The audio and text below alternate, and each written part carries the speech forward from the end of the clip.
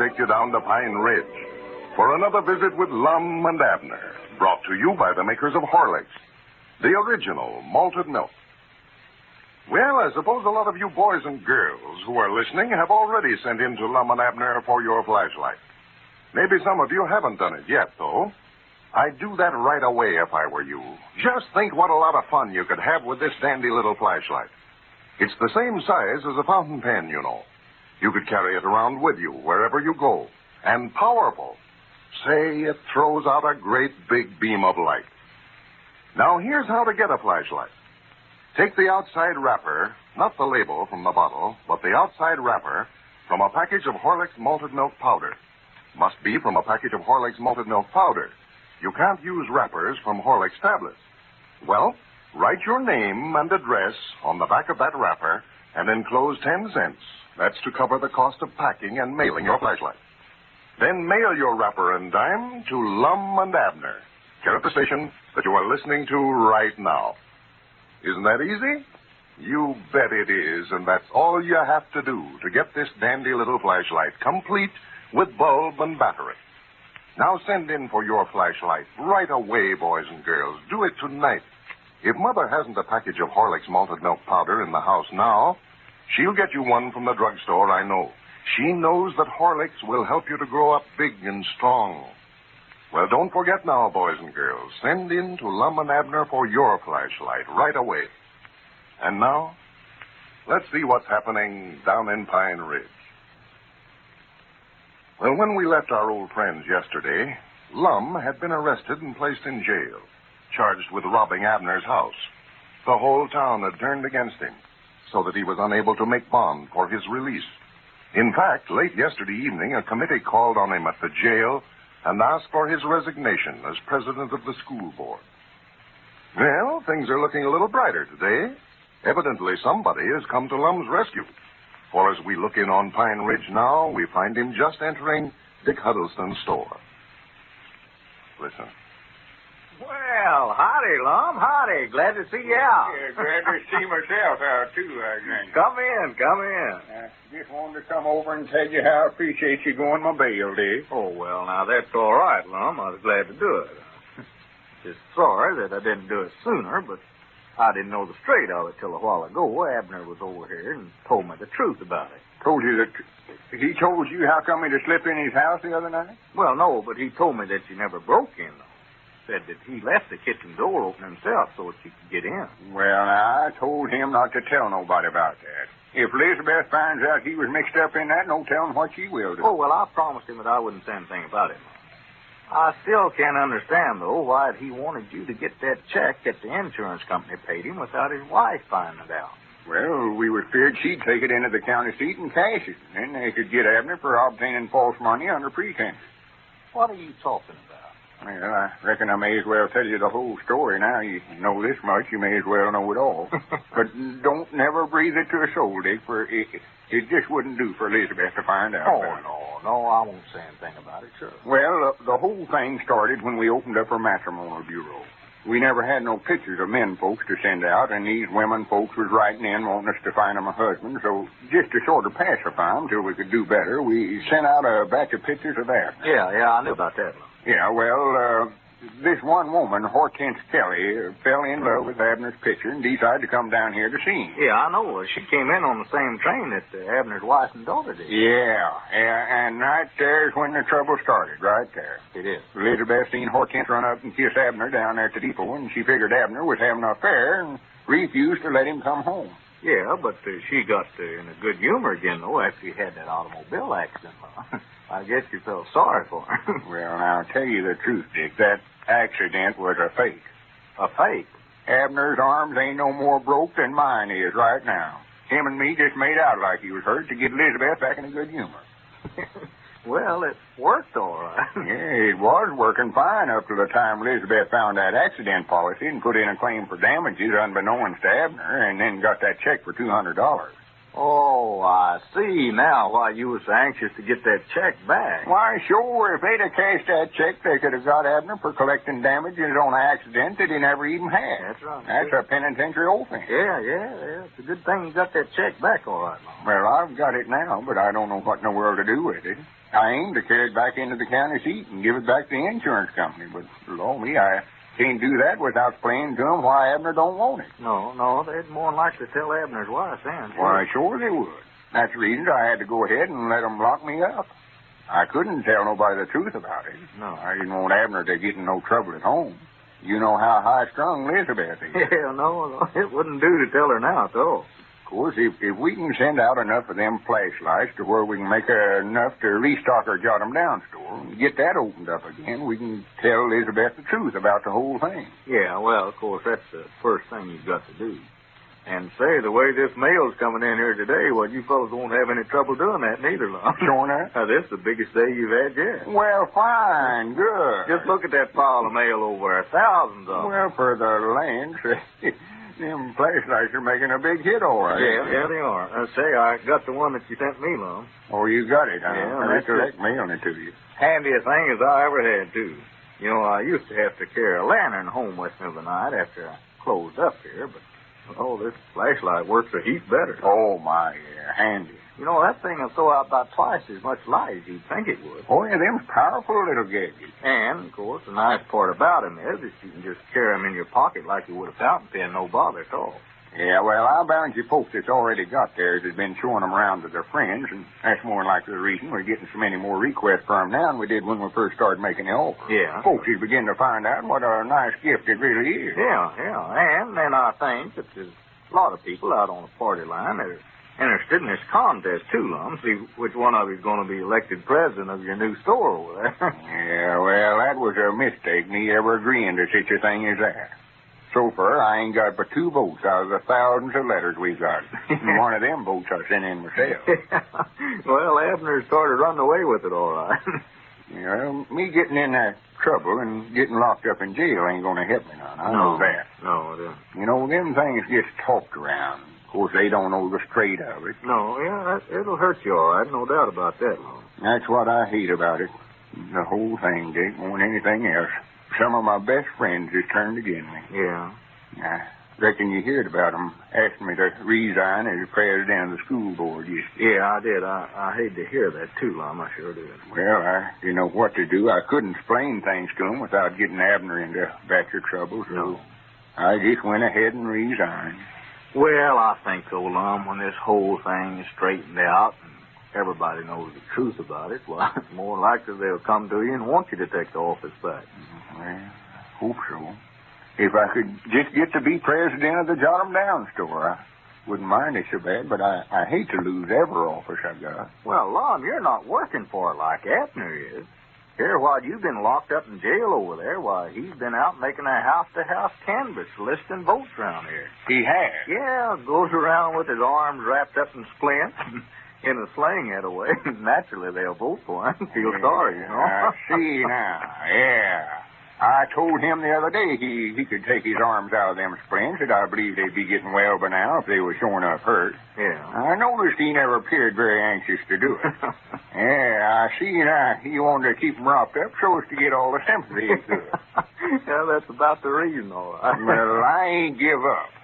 Granny's I've been sort of taking things easy, but if that's the way he wants to do, I'll get busy myself. Undoubtedly, I've got some friends out on the party line. Why, sure. If I was you, I'd call them up and ask them to vote for me, too, Lum. Well, you reckon they're all down on me on account of this trouble I got myself into? Well, I just wouldn't say anything about that at all. Don't mention it. Dick, it just wouldn't do for Abner to get that office. He's a good man at heart, but he just ain't qualified for it. He's all right if he's got somebody to tell him what to do, but he don't know how to figure things out for himself. And give him a little authority, and there ain't no living with him. Yeah, well, I'm staying out of it, Lum. You're both friends of mine. I don't want to take sides. Well, Dick, if you don't mind me using your telephone, I would love to call up the folks on the party line and remind them I'm still in the race. Oh, sure. Go ahead. Help yourself. Let them know that I'd appreciate it if they'd vote for me. Sure. Let's see. Yeah. I believe I just rang Doc Miller's ring for a change. That gets them all to the telephone. Appears they're getting suspicious of that fire alarm ring. We've used that so much here lately.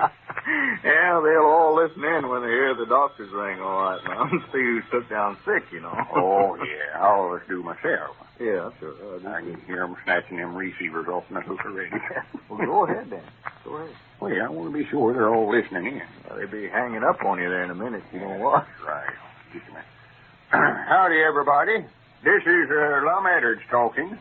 I just want to take this opportunity to thank all you folks that sent in for the flashlights we're giving away. It's mighty nice to know that we've got so many friends out on the party line, and we want every last one of you to have one of these gifts, for it's something we know you'll all appreciate. So if you ain't sent in yet for a flashlight, be sure and do it tomorrow. It'll be a big help to me and Abner, and we'll appreciate it, too. Now, I just want to put in a good word for myself while I'm on my feet. You know, we're letting you folks that sends in for the flashlights decide which one of us is going to be president of our Jot 'em Down store when we get it opened up. So, natural, I'd love to get just as many votes as I can. And when you send in a romper from a package of Horlicks, just write on the back of it which one of us you're voting for. You know, my name is Lum. L-U-M. L as in Lum, and U as in Lum, and M as in Lum. Well, howdy, Abner. Come in, come in. Wait just a minute. Hi, Doggy Dick. I've been all over town today getting votes. Abner, I'm trying to make an announcement on the party line here. Be I quiet. never seen you. Excuse me. Go ahead, Lum. I never seen him. Well, I reckon that's about all, except that I want you to know I'll appreciate you voting for me, and we'll be looking for your letter. Thank you. Oh, that's what you're up to, huh? Trying to get votes behind my back. Yeah. Well, what you been doing? Huh? Going around here making a house-to-house canvass. Of course I was asking for votes. Granted, I'm going to keep on asking for them, too. I ain't had much to say in this contest so far, but from here out, Abner, I'm after every vote I can get. I'll show you that I ain't through yet.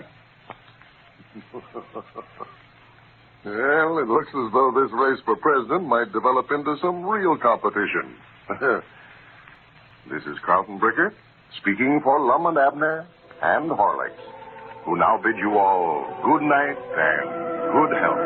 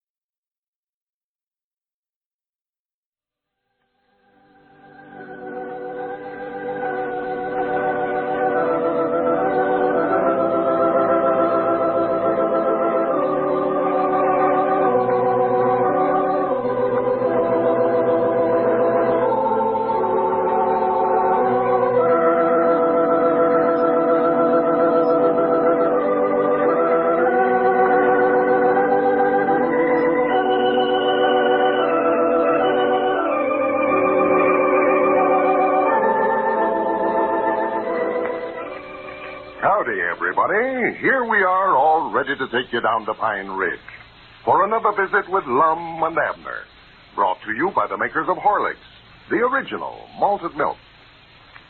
Well, folks, I wonder who's going to be elected president of the new Jot 'em Down store. Will it be Lum, or will it be Abner? Abner was out in front last night, but there's still a lot of precincts to be heard from yet. Now, you can cast a vote for your favorite, you know, and at the same time get a handy little aluminum flashlight with the compliments of Lum and Abner. A powerful, useful little pocket-sized flashlight. The same kind that you'd have to pay 75 cents for if you bought it in a store. But all you have to do to get this fine little flashlight is send in the outside wrapper from a package of Horlicks malted milk powder. You can use a wrapper from any size package, either natural or chocolate flavor, but it must be from Horlicks malted milk powder. Wrappers from Horlicks tablets are not eligible. All right, write your name and address on the back of the wrapper and then mail it, enclosing 10 cents to cover packing and mailing costs to Lum and Abner, care of the station to which you are listening. You got that? All right. Now to cast a vote in the contest for the presidency of the new Jot 'em Down store, simply write either Lum's name or Abner's name, depending on which of the old fellows you want to see elected, when you write your own name and address on the back of the wrapper. Cast a vote and send in for a flashlight right away, folks, tonight, before you forget it. Lum and Abner would like to hear from every one of their friends out on the party line. And now, let's see what's happening down in Pine Ridge. Now that Lum has been released from jail, he is determined to win the race for president of the Jot 'em Down store. Yesterday, he made a plea over the party line, soliciting votes, and is making every effort to beat Abner.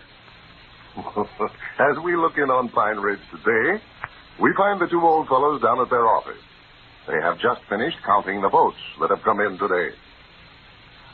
Listen. Well, I still think that there's something wrong there, Lum. I just don't believe it. Well, I just put down what you told me to. You counted the votes yourself. Yeah, I know I did. Count them twice as far as that goes. But what I can't understand is why everybody turned right around and started voting for you all of a sudden here. Well, I reckon they just now figured out which one of us is the best qualified for the office.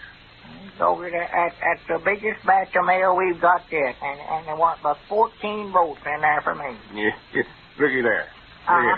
According to these figures now, I might not catch up with you. Catch up with I'm just 326 votes behind now. And if the mail runs half as good tomorrow as it did today, I'm going to be so far ahead of you, you never will catch up with me.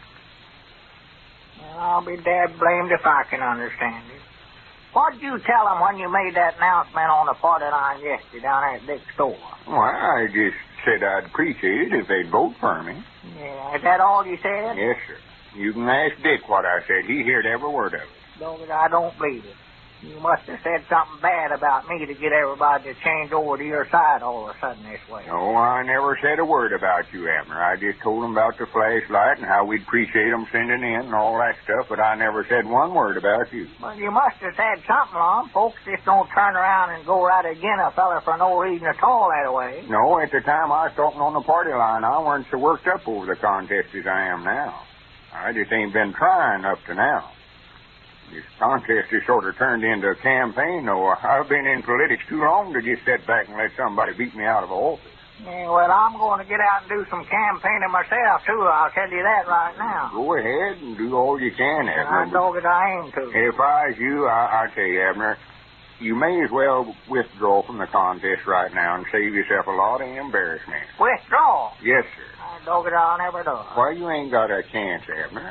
That's what you think. As long as you was going around here with both your arms in a sling, folks felt kind of sorrowful for you. I can understand that. Them votes you was getting was just out of sympathy. But now, since you took them bandages off, you ain't got a chance. Yeah. I still think I ought to kept them on a little while longer, too. Till after the contest, anyway. I don't believe that my arms is good and well yet. Don't believe they're good and well? No, sir. They've been bothering me right smart, Lum, since we took them splints off this morning. Well, how could they be bothering you? There wasn't nothing wrong with them to start with. Your arms wasn't broke. No, that's right. I don't think there's something wrong with them, old Lum. They've just been aching something wonderful all day. Well, naturally they'd bother you some after being rocked up so long that way. The circulate's just now starting up again, I reckon. Yeah, I believe, Lum, that we better just go ahead and rock them back up. No, you don't. No, sir. No, sir. You just want to get folks to feeling sorrowful for you again so you'll get some more votes. I know what you're up to. Oh, sassy press. I weren't worrying none about the vote. I still got a big lead on you. Yeah, you have right now, but just recollect the battle ain't over till the last shot's fired. I say the battle ain't over till the last shot's fired. What battle? Why, battle between me and you. I say it ain't over till the last shot's fired. Well, now, Lum, wait a minute now. I don't think we ought to take it that serious now, Lum. That's just going too far. Of course, I'd love to get elected president of the store, but now, I don't think we ought to get in no trouble over it. Get in no trouble over it? Yeah, Lum, we've just been friends for so long, been partners and neighbors, and we've did for one another when we were sick and lent one another money and everything. I just hate to see something like this end up in a roofer. Well, there ain't no use for us to get mad about it. No, that's what I'm saying. No, get no roofers. Just let the best man win. Yeah, but now, what if one of us gets killed, We'd have our regrets over it the rest of our lives. Well, there ain't nobody going to get killed. You need to worry none about that. Yeah, I don't know now. That's awful dangerous business, packing firearms for one another. Well, undoubtedly you ain't going to start carrying no gun for me, are you? You're that blame right I am. You mean you take a gun and shoot me just over this election? Why, sure I would. I'd hate mighty bad to do it, but now if you think that I'm just going to stand around and let you do all the shooting without some way to protect myself, you've got another guess. Here, wait a minute. I never said nothing about shooting at you. You did done it. I heard you. Just 'cause you seen I was going to take up for my rights, why now you're trying to back out. Stogie, you just jumped on the wrong fella this time, Lum. Us Peabodys is awful peaceful folks.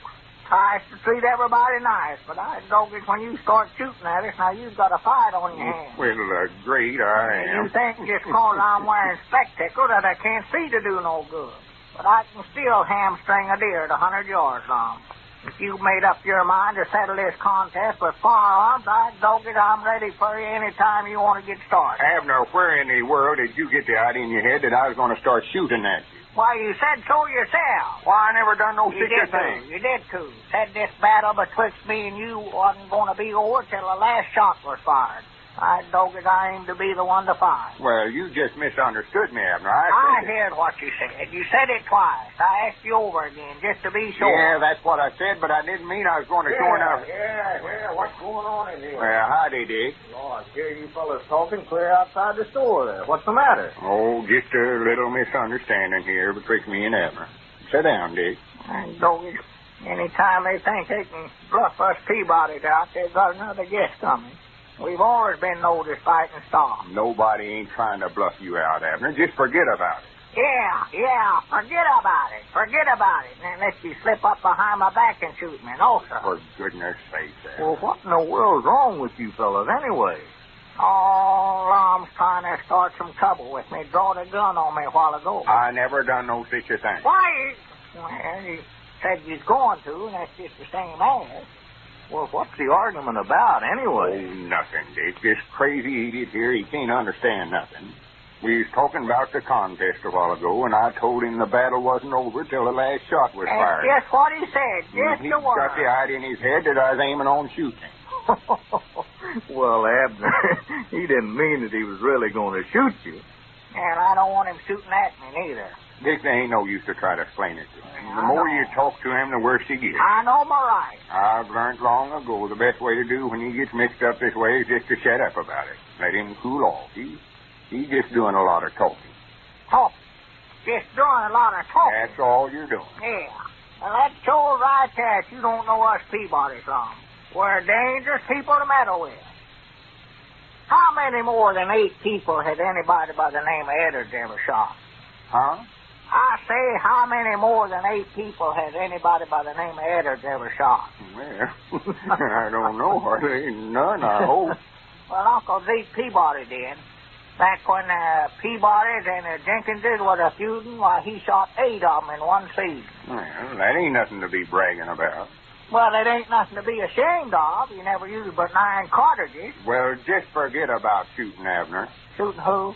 Just forget about shooting. You're not going to have no trouble now. Just calm down. You'll be all right directly, and then you'll be sane the way you've been talking. Why, sure, Abner. You just got things all mixed up here.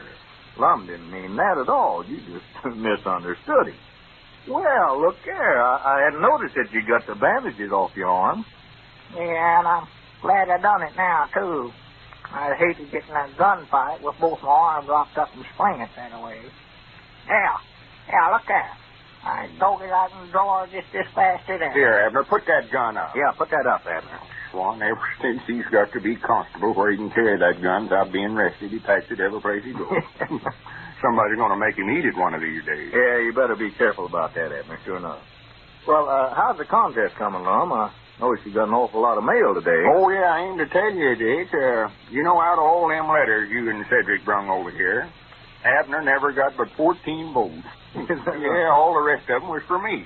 Well, say, you kind of staged a comeback, didn't you, Oh, Lum? yeah, I think that talk I gave 'em on the party line yesterday sort of woke some of 'em up. Yeah, well, I knew if you just made up your mind to get in there and fight, that you could make good contest. Oh, yeah, I aim to put on a campaign now like you never heard of before. Make that old campaign speech here, was you? Yeah, recollect when I ran for Justice of the Peace here, a few years back, when Squire was running again? Yeah, that was a hot contest. Well, I'm gonna adopt some of them same tactics on this. Gonna put signs around town and everything.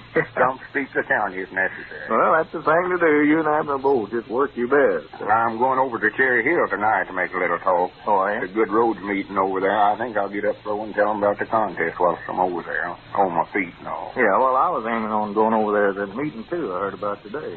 Granny, if you're going, I'd love to ride over with you. Why, sure. I'd be glad to have you. There's plenty of room, Lum. Just get in and go with us. I'm getting enthusiastic over this contest now. Only ain't but 326 votes behind, you know. Well, sir, now, this is developing into a pretty close contest now. Yeah. What are you doing there, Abner? Doggos, it can't be did. What are you talking about? You can't get that gun in your mouth there. I know I can't. That's what I say. Nobody could make me eat this gun if they wanted to. I didn't figure you know what you're talking Well, about. put that gun up. I'll put it up when I get good and ready. Well, you're going to hurt somebody. I ain't gonna You put it up right now. Here, give me that. Oh, yeah, don't. Turn loose now, Lum. Turn Give loose. it Get here, away. give it Turn here. loose. Get away from here, Lum. Oh, my. Well, we imagine that this argument seems to have ended rather seriously after all. This is Carlton Brickert speaking for Lum and Abner and Horlicks, who now bid you all good night and good health.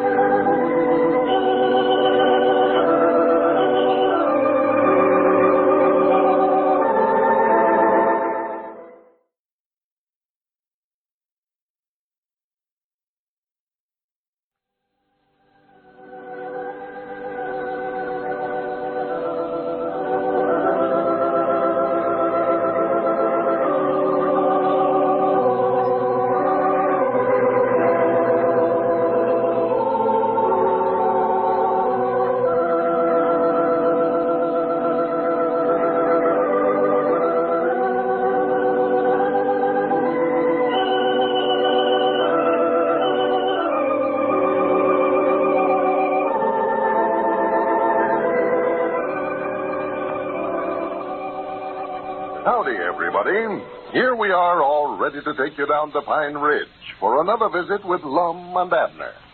Brought to you by the makers of Horlicks, the original malted milk. And now, folks, I have a special message from Lum and Abner. They want me to tell you how much they appreciate your sending in for the flashlight they are offering. They really never knew that they had so many friends out there on the party line. As a matter of fact, they've received so many requests that the flashlight factory is swamped. But they're working day and night, and everybody who sent in a wrapper and the 10 cents to cover mailing will get their gift as soon as possible. Now, if you haven't yet sent in for your flashlight, here's how to do it. Write your name and address on the back of the outside wrapper from a package of Horlicks malted milk powder. Not the label on the bottle, but the outside wrapper. And it must be from Horlicks malted milk powder. Don't send in wrappers from Horlicks tablets, for they are not eligible. All right, send your wrapper with your name and address and with 10 cents to cover packing and mailing costs to Lum and Abner, care of the station to which you are listening. In return, Lum and Abner will send you an aluminum pocket-sized flashlight, complete with bulb and battery. Now send in your request right away. The quicker you get it in to Lum and Abner, the quicker you'll get your flashlight. And now, let's see what's happening down in Pine Ridge. When we left our old friends yesterday, Lum and Abner were quarreling over a pistol. And during the scuffle, the gun was accidentally discharged.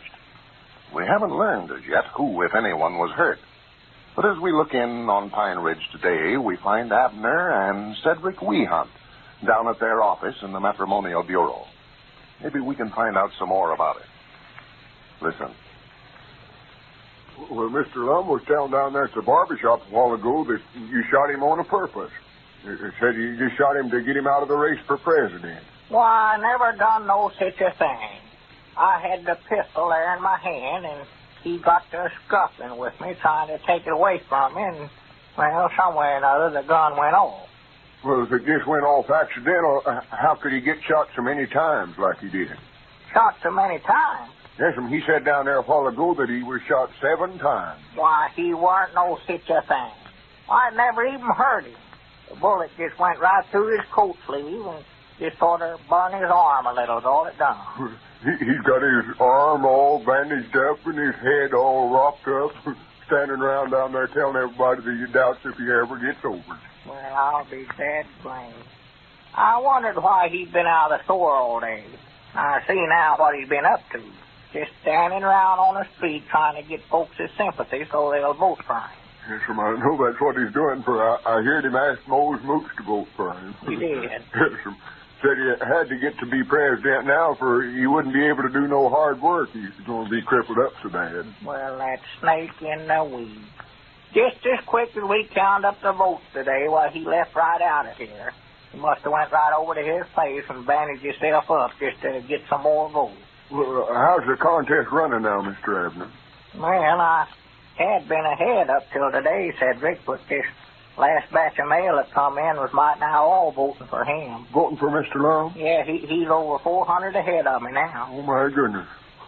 Well, looks like you ain't got much of a chance now. I'm just afraid I've lost it, Cedric, last night, and study up something to do right quick.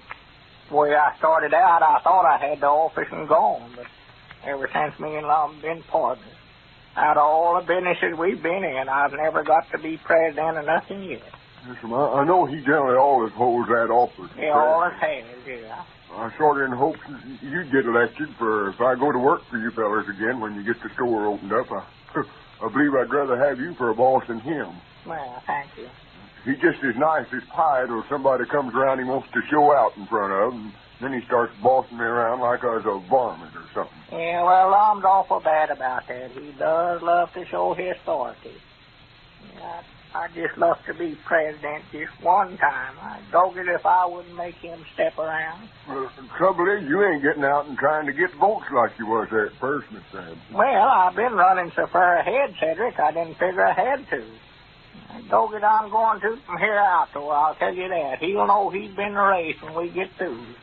That's the reason I called you over here, too, Cedric. I want to hire you to go to work for me. Go to work for you? Yeah, Dick said he ain't using your study down there at his store. Oh, no, I just sort of hang around down there and run errands for him whenever he needs me. Yeah, well, now, this will be study work, Cedric, till after the contest is over anyway. And then I'll put you to work here in the store if I'm elected president. What kind of work is it you want me to do? Well, I've got a sign I painted this morning, Cedric. Here it is, leaning against the counter over here, right there. Oh, that sign there? You painted that yourself? Yeah, I done it myself. Vote for Abner Peabody for president. Yeah, now all you have to do, Cedric, is just carry that sign up and down the street. Tomorrow's Saturday, and there'll be a lot of folks in town, and I want you to just stay on the street all day with this sign. Well, wait a minute, though. How much you aiming on paying me for that kind of work? Well, now, that's what I wanted to talk to you about, to find out how much you figured it's worth. Well, that sign carrying runs a little higher than most work, you know. Does? See, that's sort of outdoor advertising, you might say. I have to get a pretty good price for that. Well, how much? Well, it ought to be worth, how much do you figure on paying me? Well, that sort of depends on what you ask, Cedric. I know I ain't going to pay you as much as you want. Well, I know I ain't going to work for what you offer me, neither. I know that. Well, now, Cedric, we ain't going to get no place now to one of us named a price here. Well, I ain't going to do that, for I'm fearing my price won't be lower than you'd give me. I done that once.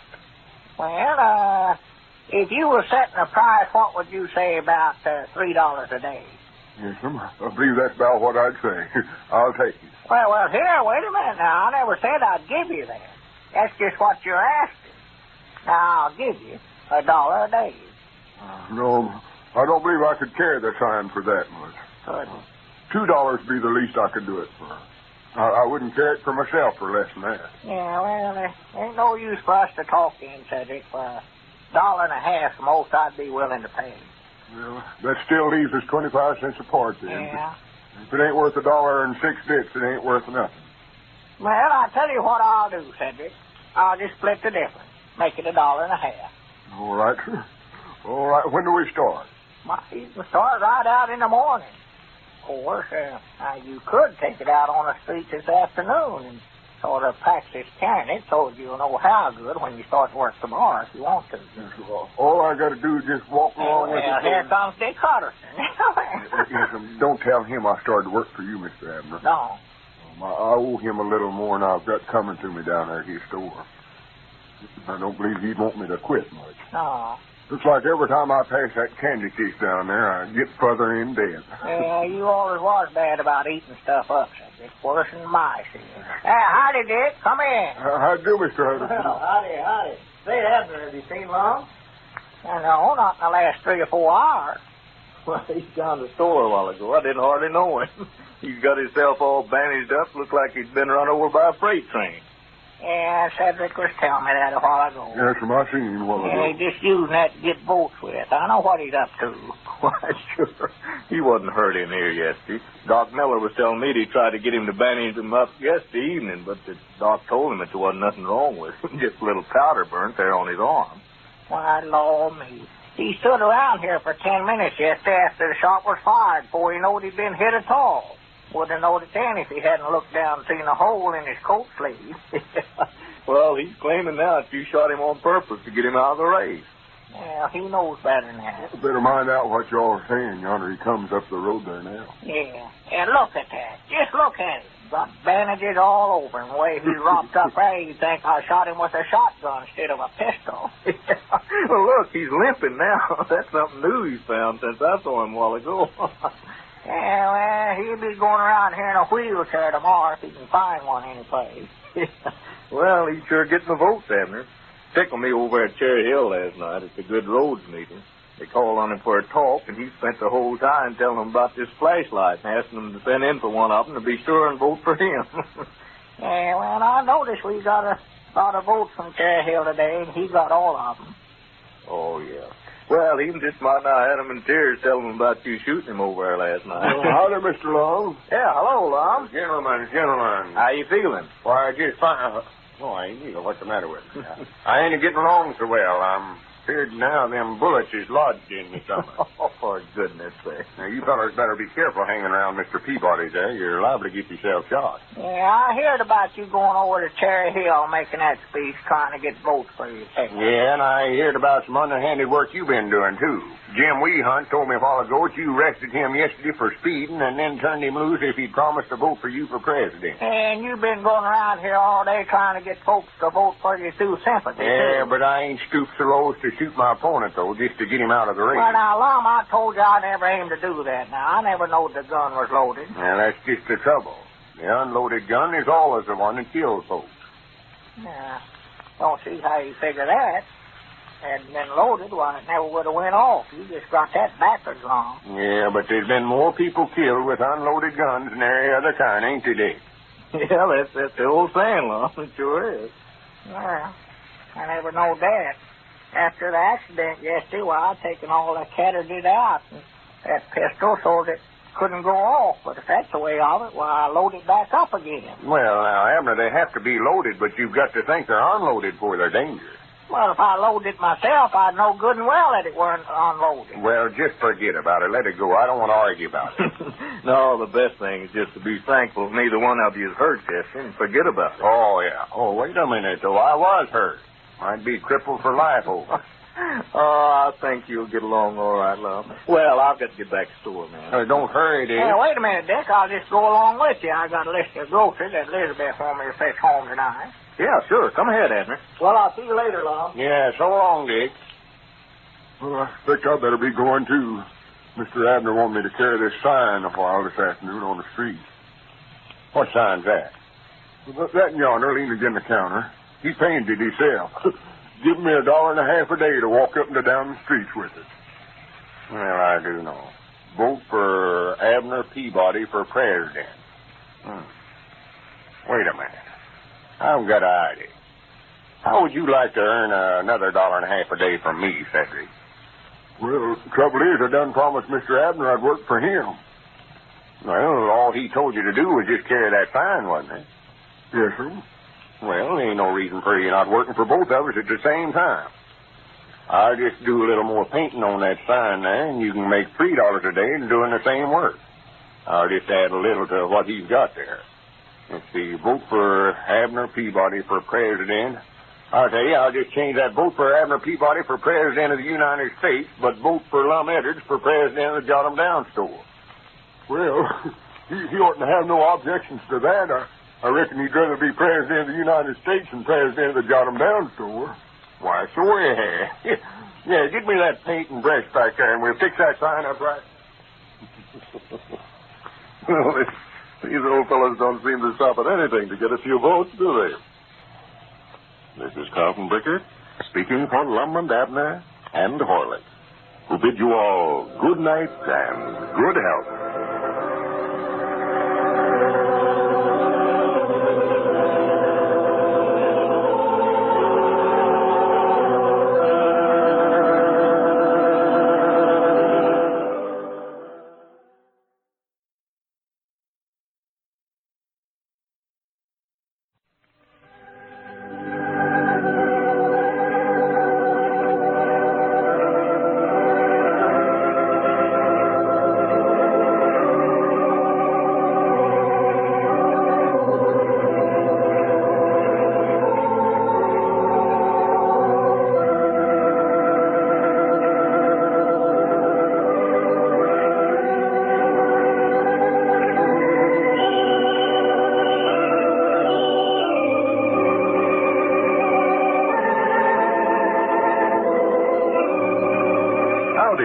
Here we are, all ready to take you down to Pine Ridge for another visit with Lum and Abner, brought to you by the makers of Horlicks, the original malted milk. Folks, Lum and Abner have received so many requests for those flashlights that I'll bet a lot of you are using Horlicks for the first time. Well, if that's the case, you'll be surprised to learn of the great number of uses this delicious, nourishing food drink really has. In the first place, for weight control.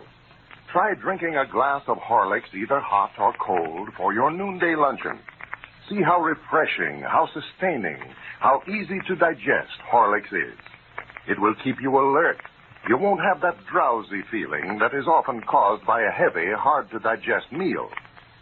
Horlicks is a wonderful drink for the youngsters, too. Its precious vitamins and minerals help children build sturdy, healthy bodies, sound bones, and teeth. I'll have a lot to tell you about other uses of Horlicks this week. Listen carefully. And now, about that offer Lum and Abner are making. You know, folks, they've received so many requests that the flashlight factory is swamped. Yeah, but everyone who sent in a wrapper and 10 cents will receive his flashlight as soon as they can be made. Now, if you haven't already sent for your flashlight, you'll want to do so at once. I'll tell you all about it after we hear Lum and Abner. Right? And now, let's see what's happening down in Pine Ridge. Lum and Abner have received enough orders for flashlights now to enable them to start restocking the Jot 'em Down store. 2 big truckloads of merchandise has been delivered today, and the old fellows have been busy arranging it on the shelves. As we look in on Pine Ridge today, we find Abner out on the front porch of the Jot 'em Down store, talking to Dick Huddleston. The race for president of the new store seems to be causing some dissension between Lum and Abner. Listen. Oh, he's doing anything he can to get folks to vote for him. Like that stunt he pulled on me Saturday. If that ain't cheating, I don't know what you'd call it. I give Cedric $1.50 to carry that sign for me saying, vote for Peabody for president, and then Lum come along and give Cedric another $1.50 to let him paint some more reading on the sign. Yeah, I saw Cedric carrying the sign around all day Saturday. I thought he was carrying it for Lum. It had on there, vote for Abner Peabody for president of the United States, and vote for Lum Edwards for president of the Jot 'em Down store. Yeah, that's what Lum added on there. Cedric done carried it all day before I knowed anything about it. Well, trouble is, Abner, you just haven't had enough experience in running for office. Lum's an old-timer at this campaigning. He's been running for some kind of an office ever since I've known him. He's always mixed up in politics some way or other. Well, he's 900 and some odd votes ahead of me now, and gaining every day, it looks like. Yeah, what you need is a good campaign manager, Abner. Yeah, what I need... Huh? I say what you need is a good campaign manager. Somebody's had some experience in politics and get out here and get you some votes. You think that's what I ought to have, huh? Well, that's what you're going to have if you beat Lum. I believe that's a good idea, dude. Well, of course, I shouldn't be telling you this. I don't want to take any sides in it. Don't make no difference to me which one of you fellows is president. I just thought I'd give you a little hint that way. Yeah, sure. Is Lum in the store there now? Yeah, he was just now. I reckon he still is.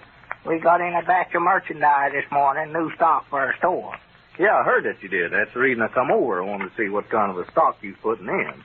Yeah, well, I took out a while ago. You'd think that Lum was already president the way he tries to boss everybody around. Well, I believe I'll go and load with him while, Abner. Yeah, go ahead. I've got a little business to tend to. You give me a good idea a while ago. I'll see you after a while, Dave. All right, Abner.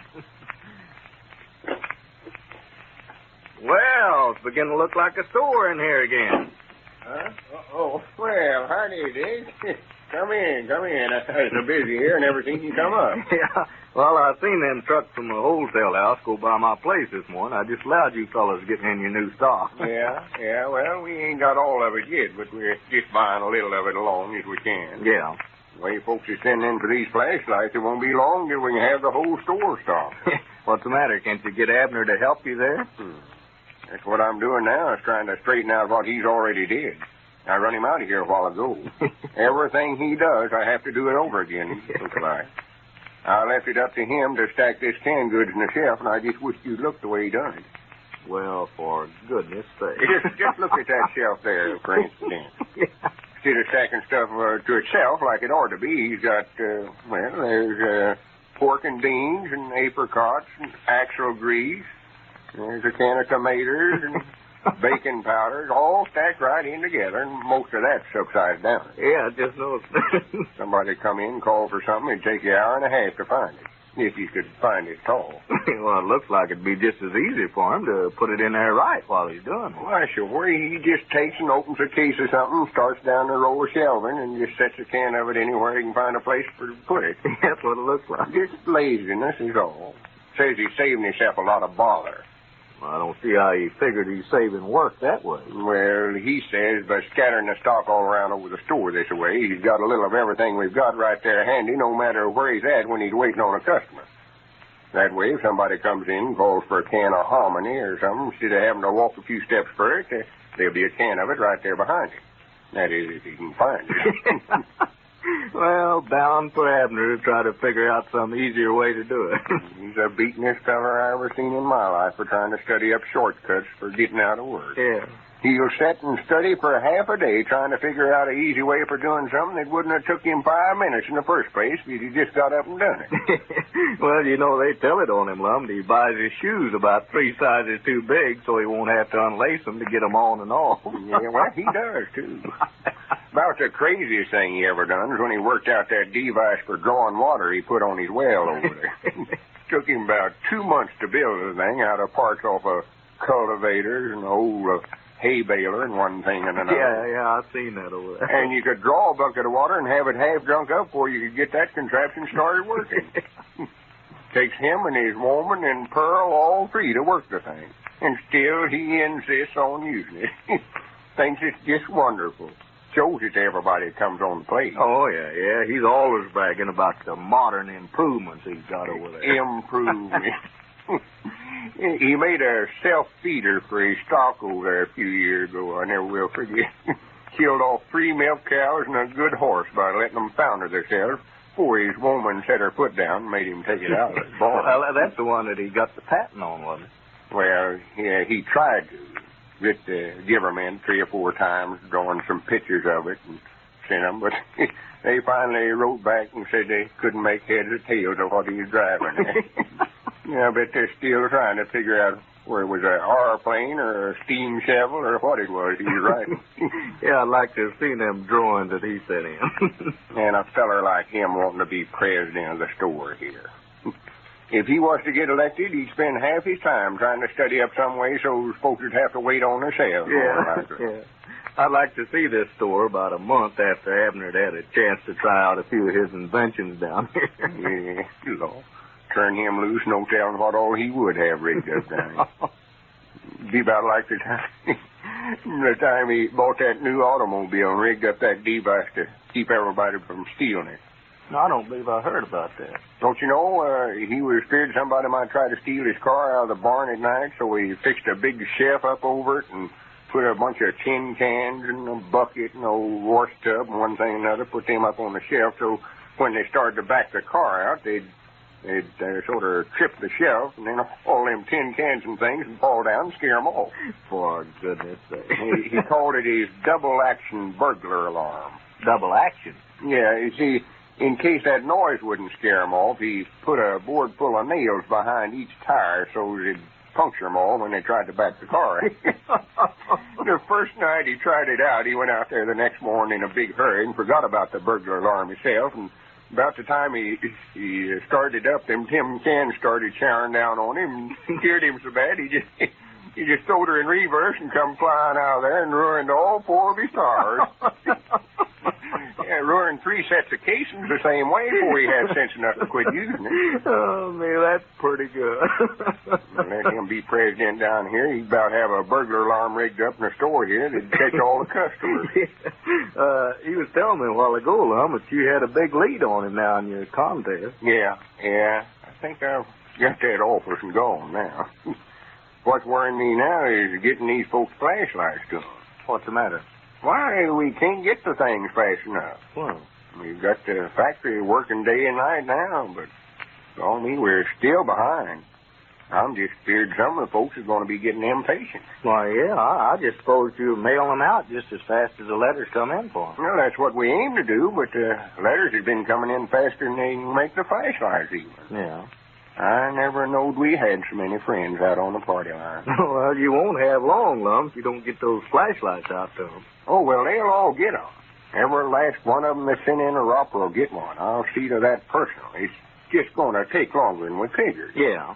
Well, I believe, Lum, I'd make some kind of announcement on the party line and let them know the reason for the delay if I was you. Yeah, I expect that's the best thing to do. Yeah, I believe it would. I'll call them up after a little and explain to them that it ain't no fault of ours. Sure, I think they'll all understand, just so they don't think, that you've forgotten about it. Yeah, I hate it the worst way, especially after they're so nice to ride in this way. Yeah, sure, I know you do. Well, if everybody else is as well pleased with theirs when they get it as I am mine, why, it'll be worth waiting for. Well, here comes Abner back. No, he's mad. He got mad a while ago and stomped out of here because I jumped on him about the way he was stacking that stuff in the shelf. Yeah, I saw him out there. That's coming in a while ago. Now, you fellows ought to be wrangling this way, though, Lum. I'm afraid this contest you're having, letting the public vote on which one of you is going to be president of your store when you get it open, that's going to cause you fellas to have a falling out. Oh, no. It'll all blow over again. Election's over, and Abner sees that I ain't the only one that thinks I ought to be president. Hey, Lum, I'm going to take the rest of the afternoon off. I've got to go into the county seat and have some pictures made. Have some pictures made? Yeah. Well, for goodness sake. I never would have thought you'd want to have a picture made of that face of yours. Looked to me like you'd be proud to forget what you look like. Well, my campaign manager said that he needs some pictures of me for publicity. Your campaign manager? Yes, sir. I've got a man that guarantees to get me elected. I know that this contest is going to be a heap different story from here out, Lum. He's a go-getter. Who you got managing your campaign? I just a while ago made a deal with Squire Skimp. He's going to take charge from here out. I know this Squire Skimp knows more tricks about getting votes than any two fellas this whole thing. Well, knowing Squire Skimp as we do, we can expect a whirlwind finish in this campaign for president.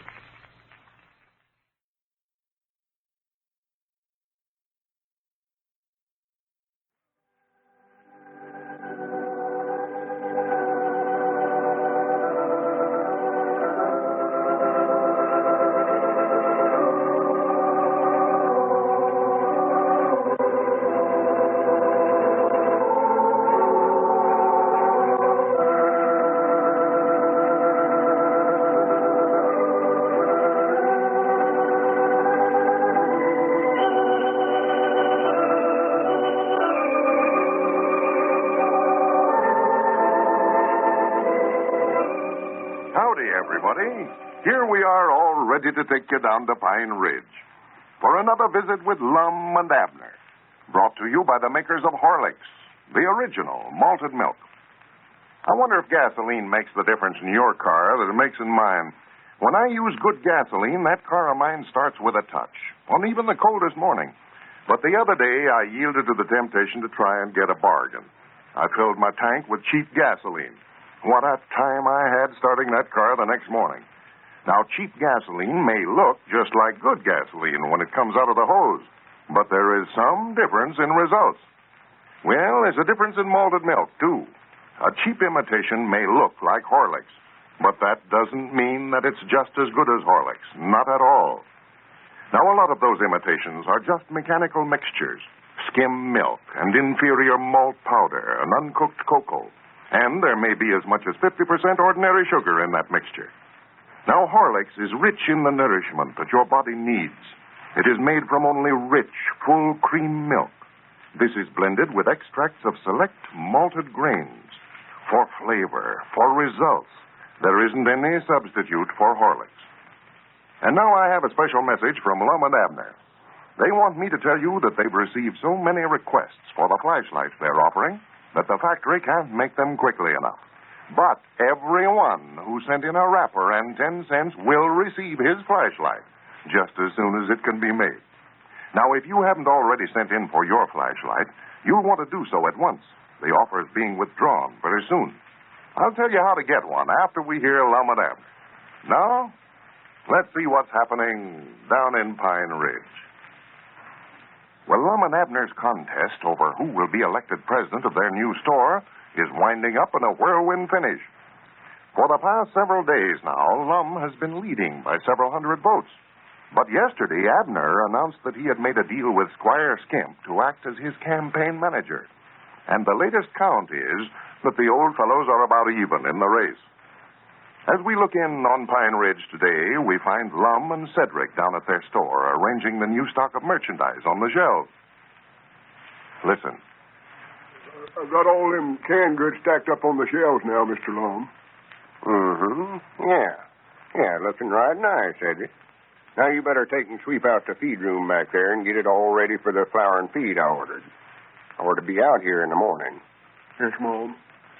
There's some loose chops scattered around on the floor back there. Just sweep them up and sack them. I'll carry them over to the place there and feed them to the chickens. Well, I thought you said you wanted me to hang up them horse collars and them lanterns on the back wall yonder next.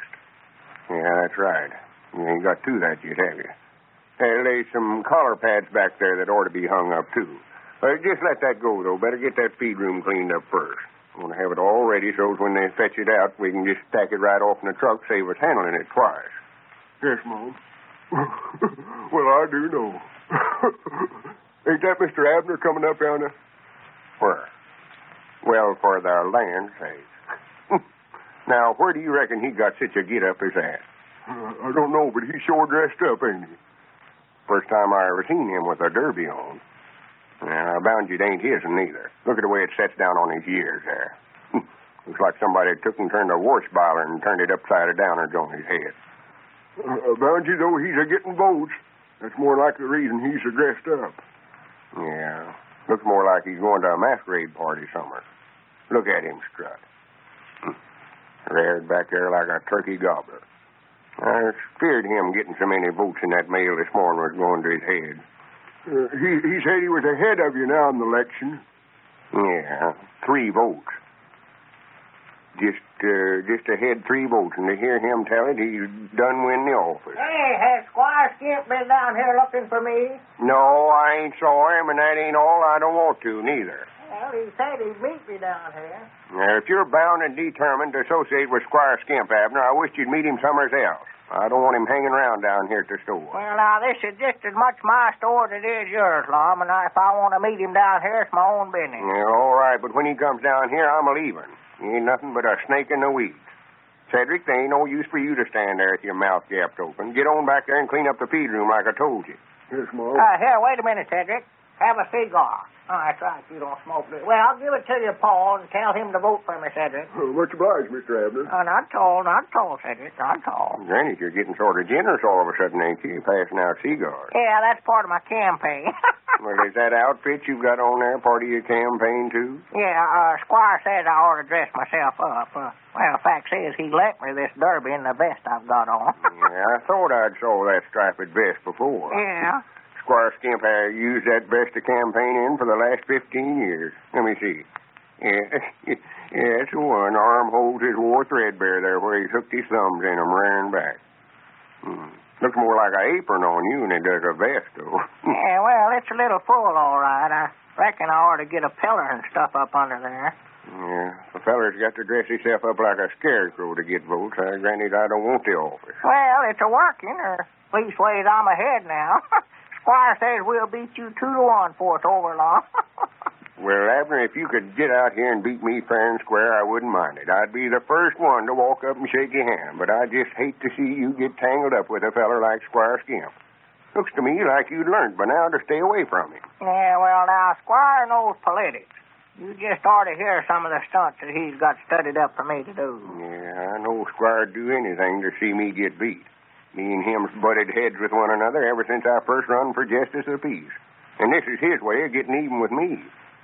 You want to mind out now, he don't get you in a batch of trouble. Yeah, don't you worry about me and Squire. Well, Abner, he ain't going to get out here and work you this away for nothing. I'll tell you that right now. He's got some scheme in the back of his head right now for making something out of it. Why, sure he's going to make something out of it. I'm paying him 10 cents on all I make. 10 cents? Yes, sir, 10 cents. I've got it wrote right here in the contract with her name signed to it and everything. That's it.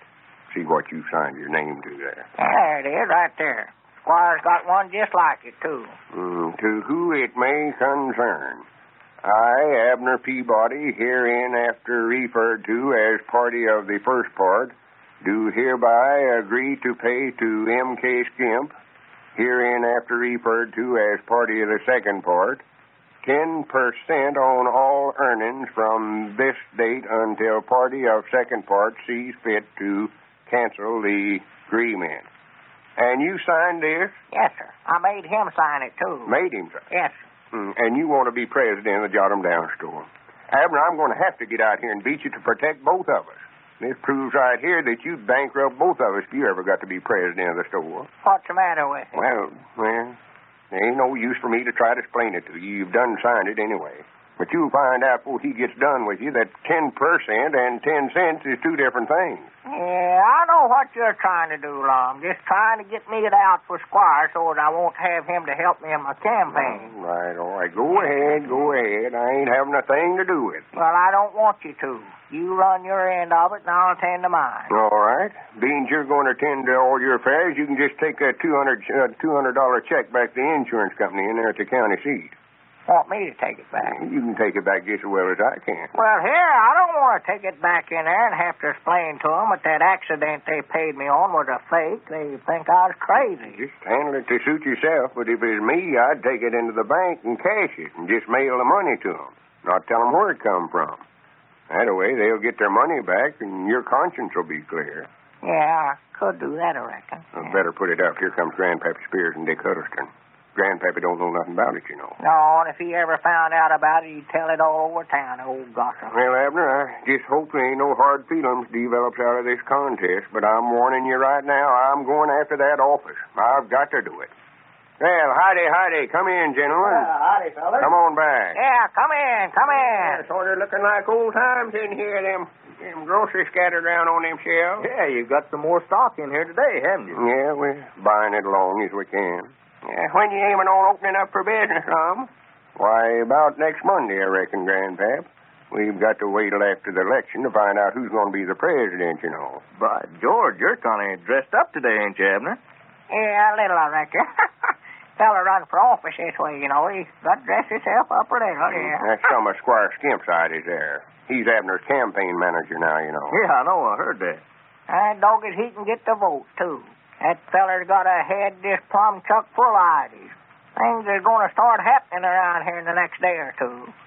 Why, Lum, what me and Grandpap come over for, we're having a meeting of the school board down at my store in a few minutes, and we wanted you to be there. Well, I don't reckon I've got no business at one of their meetings since they kicked me out as president of the board. Well, now, that's what the meeting is called for, Lum. We'd like for you to take that office back if you'll accept it. Yeah, Lum, all us board members sees now where we acted a little hasty when we asked you to resign. Sure we do, Lum. Come on down to the meeting anyway. The whole bunch wants to talk to you. Well, I don't reckon it'll do no harm to go down there. Abner, you can look after things here for a while. I'll be back soon as it's over. Yeah, sure. Go ahead, Be yeah. back directly then. Yeah, here comes your campaign manager up out here. Yeah, well, tell him to come on in. Yeah, howdy, Squire. Well, howdy, gentlemen, howdy. Now, Abner's inside the store there, Squire. Yes, thank you, Lum. Well, right nice weather we're having. Yes, it is. Come on, Squire. Come on in. I've been waiting for you. Yes, well, I got held up downtown there, Abner. I've been doing a little campaign for you down there. Well, fine. Now, Abner, what I wanted to see you about, I've been making a few plans on your campaign. I've made arrangements for you to give a speech at a box upper over at Crystal Hill tomorrow night. Crystal Hill, huh? What am I supposed to talk about? Well, it don't make much difference about that. The New Deal or the gold standard or anything. Just so that you ask them sometime during the speech to vote for you for president of the store here. Now, I'm getting things all lined up. I've got to go in the county seat this afternoon and get some window cards printed and one thing and another. Well, I wished I'd known you to go and I'd have went with you. I've got a check that I need to cash in there awful bad. A check, huh? Well, now, it might be that I can tend to that for you, Abner, if you want me to. Yeah, why, sure, yeah, I never thought about that. Well, I'll have to sign my name on the back of it here, and then you can just get the cash for me, Squire. It's that insurance check for $200 I got when my arm was broke. $200? Yeah, why, I'll be glad to tend to it for you, Abner. Us being such old friends and all, you know, and now, just endorse it there, and ain't no need for you to go in tall. Here, wait just a minute. Now, here's my fountain pen. Just use that, Abner. Yes, sir. We imagine Squire is only too glad to handle this little transaction for Abner. This is Carlton Brickert, speaking for Lum and Abner and Horlicks, who now bid you all good night and good health.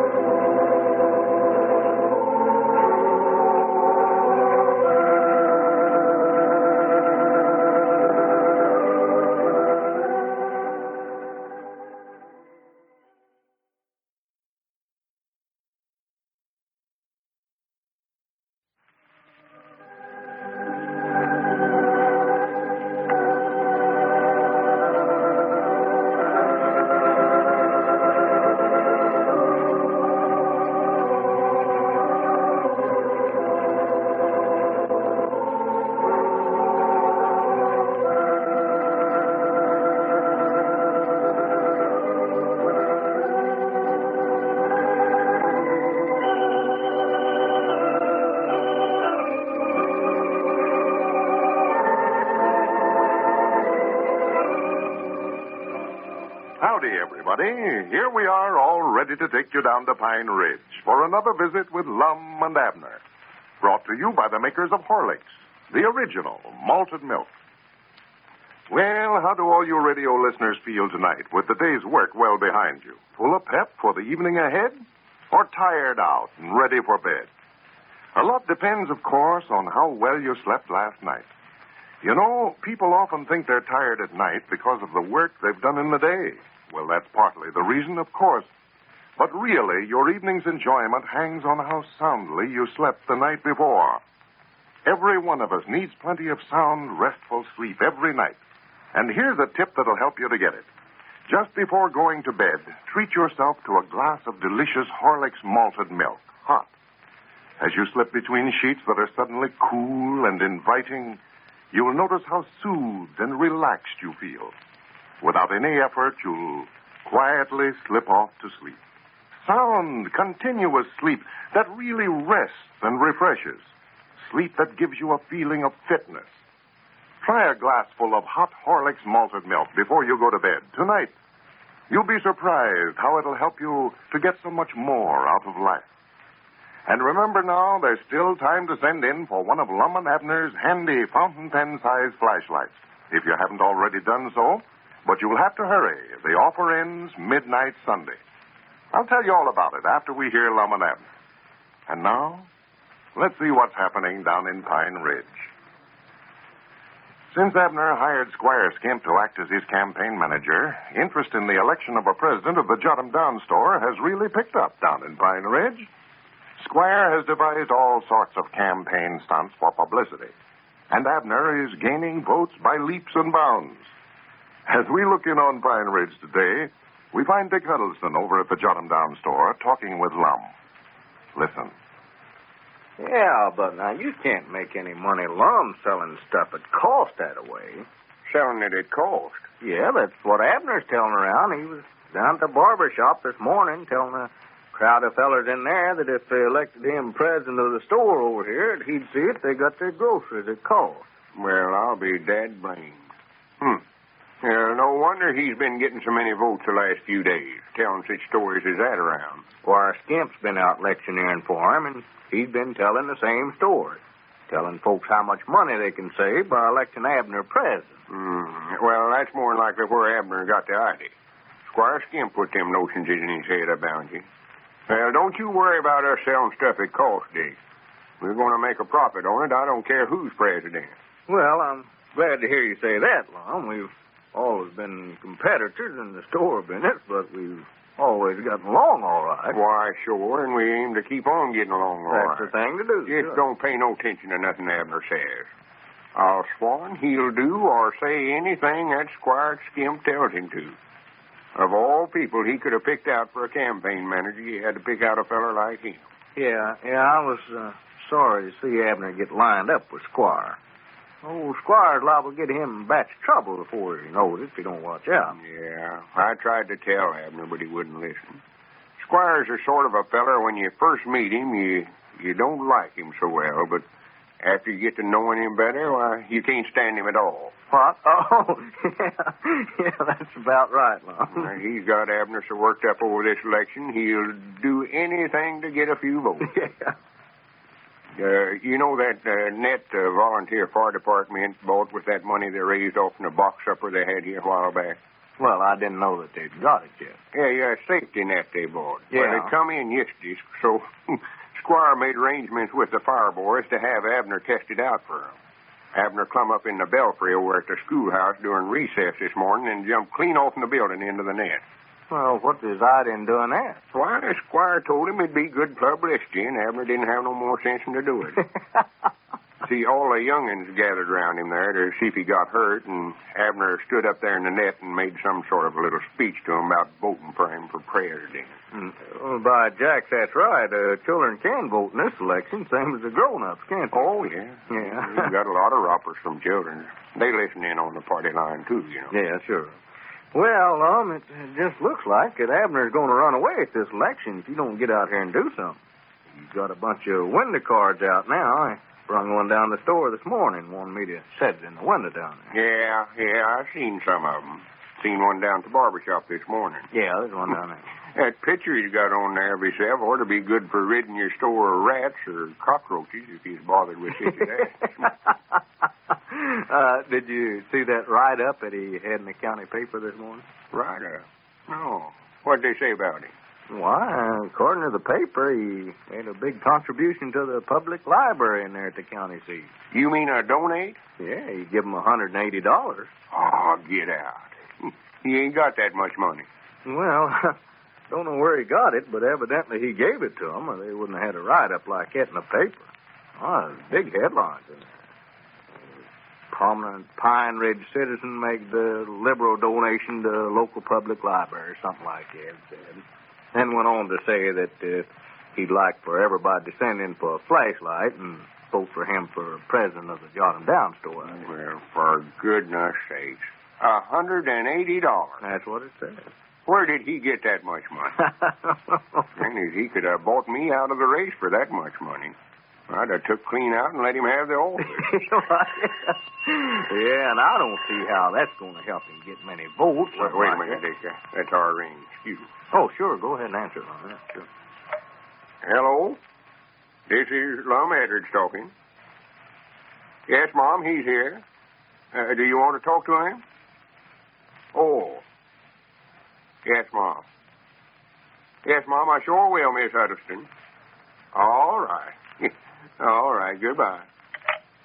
Your woman says Elmer Luttrell's over there at your store waiting to see you, Dave. By jacks, I forgot about that, sure. Yeah, well, I'll have to get on over there, Lum. I'm trying to sell Elmer that 80 acres down there on the river that I swapped for last spring. Well, I'm glad you come over, Dick, and don't you worry about us selling stuff at cost. I can tell you right now, there ain't nothing to that.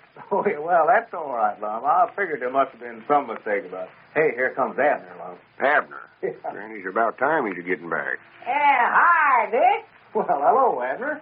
Leaving? Yeah, I got to get on back over to the store, Abner. They just not called up for me. And be sure and tell everybody you see to vote for me for president. All right, Abner. Hey, howdy, Lum. Did you hear about me jumping off in the schoolhouse? Yeah, I heard about it. Too bad they had that net down there to catch you. I'm sorry for I've been gone so long. I've been busy figuring myself out a speech for tonight. A speech? You know I'm going to speech over at Crystal Hill tonight. Yeah. I'd love to hear that. Yeah? Body could learn a lot hearing you give a talk about you. And I'm going to give my views on this here, gold situation. Gold situation? Yeah, Mose Moots down at the barber shop said that the papers is full of that now. Well, you don't know nothing about the gold situation, Abner. Inflating it and de-inflating it and all that stuff. Why, no. That's the reason that he said that it'd be a good subject for me to speak on. Said that nobody else knowed anything about it neither, Lum, and they won't know where I'm right or wrong. Yeah. Then, of course, after I speak for a while, I'm going to sort of bring it in roundabout way, I'm going to ask them all to vote for me for president of the store. That's the reason I'm going over Squire. I see. That's some of Squire Skimp's idea. Yeah, Squire told me to go over there and speak on anything I wanted to, just so I brung it in sometime for them to vote for me. Well, Abner, there ain't nothing you won't do to get votes, is there? No, well, I don't know as I'd go so first to say that. Might be something. I don't know. You've been going around here telling that if you get elected president, you're going to sell everybody the groceries at cost, ain't you? Who said I've been doing that? Why, Dick Huddleston. He heard you down to the barber shop this morning. That's what he's doing over here just now. He's mad about it. Yeah. Oh, well. Well, I just been telling folks that long. Natural, I don't aim to do it, no. Well, I'd be ashamed to admit to it, going around making promises that you don't aim to keep. Oh, well, Squire said just tell them anything to get votes. Campaign promises don't mean nothing to nobody. Nobody never keeps them nohow. Well, I ain't going to stand back and let you promise a lot of stuff about the store here that you don't aim to do. Well, now, you just tend to your own campaign. Me and Squire look after mine. I told you that I didn't care what you done. You can do or say anything that you want to. I don't want you trying to tell me what to do, neither. All right. I'm glad we got ourselves straight on it. Well, that's just right. Recollect, then, what's sauce for the goose is sauce for the gander. I don't care. I say, what's sauce for the goose is sauce for the gander. Well, what's that got to do with it? Well, I mean, what's sauce for you is sauce for me. Oh, changing it up, huh? Just now you was talking about geese. Well, I meant you, though. You mean to sit there and call me a goose to my face? I never called you nothing. I just said what sauce for the goose is sauce for the gander. What kind of sauce? What are you talking about? Nothing. Just let it go. You are, too. I heard you. You said something about me, and I can't figure out what it was. Well, I will say something about you, sure enough, if you don't shut up. You're going around here with your feelings out on a stick here. Well, now, nobody ain't going to set up and call me no goose. I never called you no goose. Abner, if you don't shut up, I'm going to whop you one. Well, you can just go jump in the lake. That's who you are, and I'm the man that can do it, too. Going around here giving $180 to a library just to get votes. Well, that's my own business if I want to... Give $180 to what? To the library, and there's the county seat.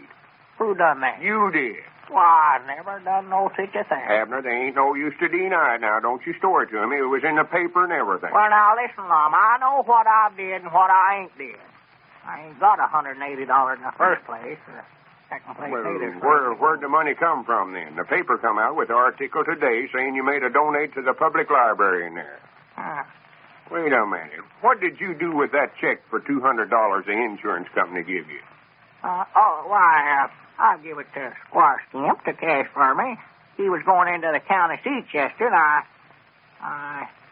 and Doggies, wait a minute here. I've got to go find my campaign manager. There's something wrong here someplace, Lum. There's something wrong. You don't suppose Squire has used that insurance money in behalf of Abner's campaign?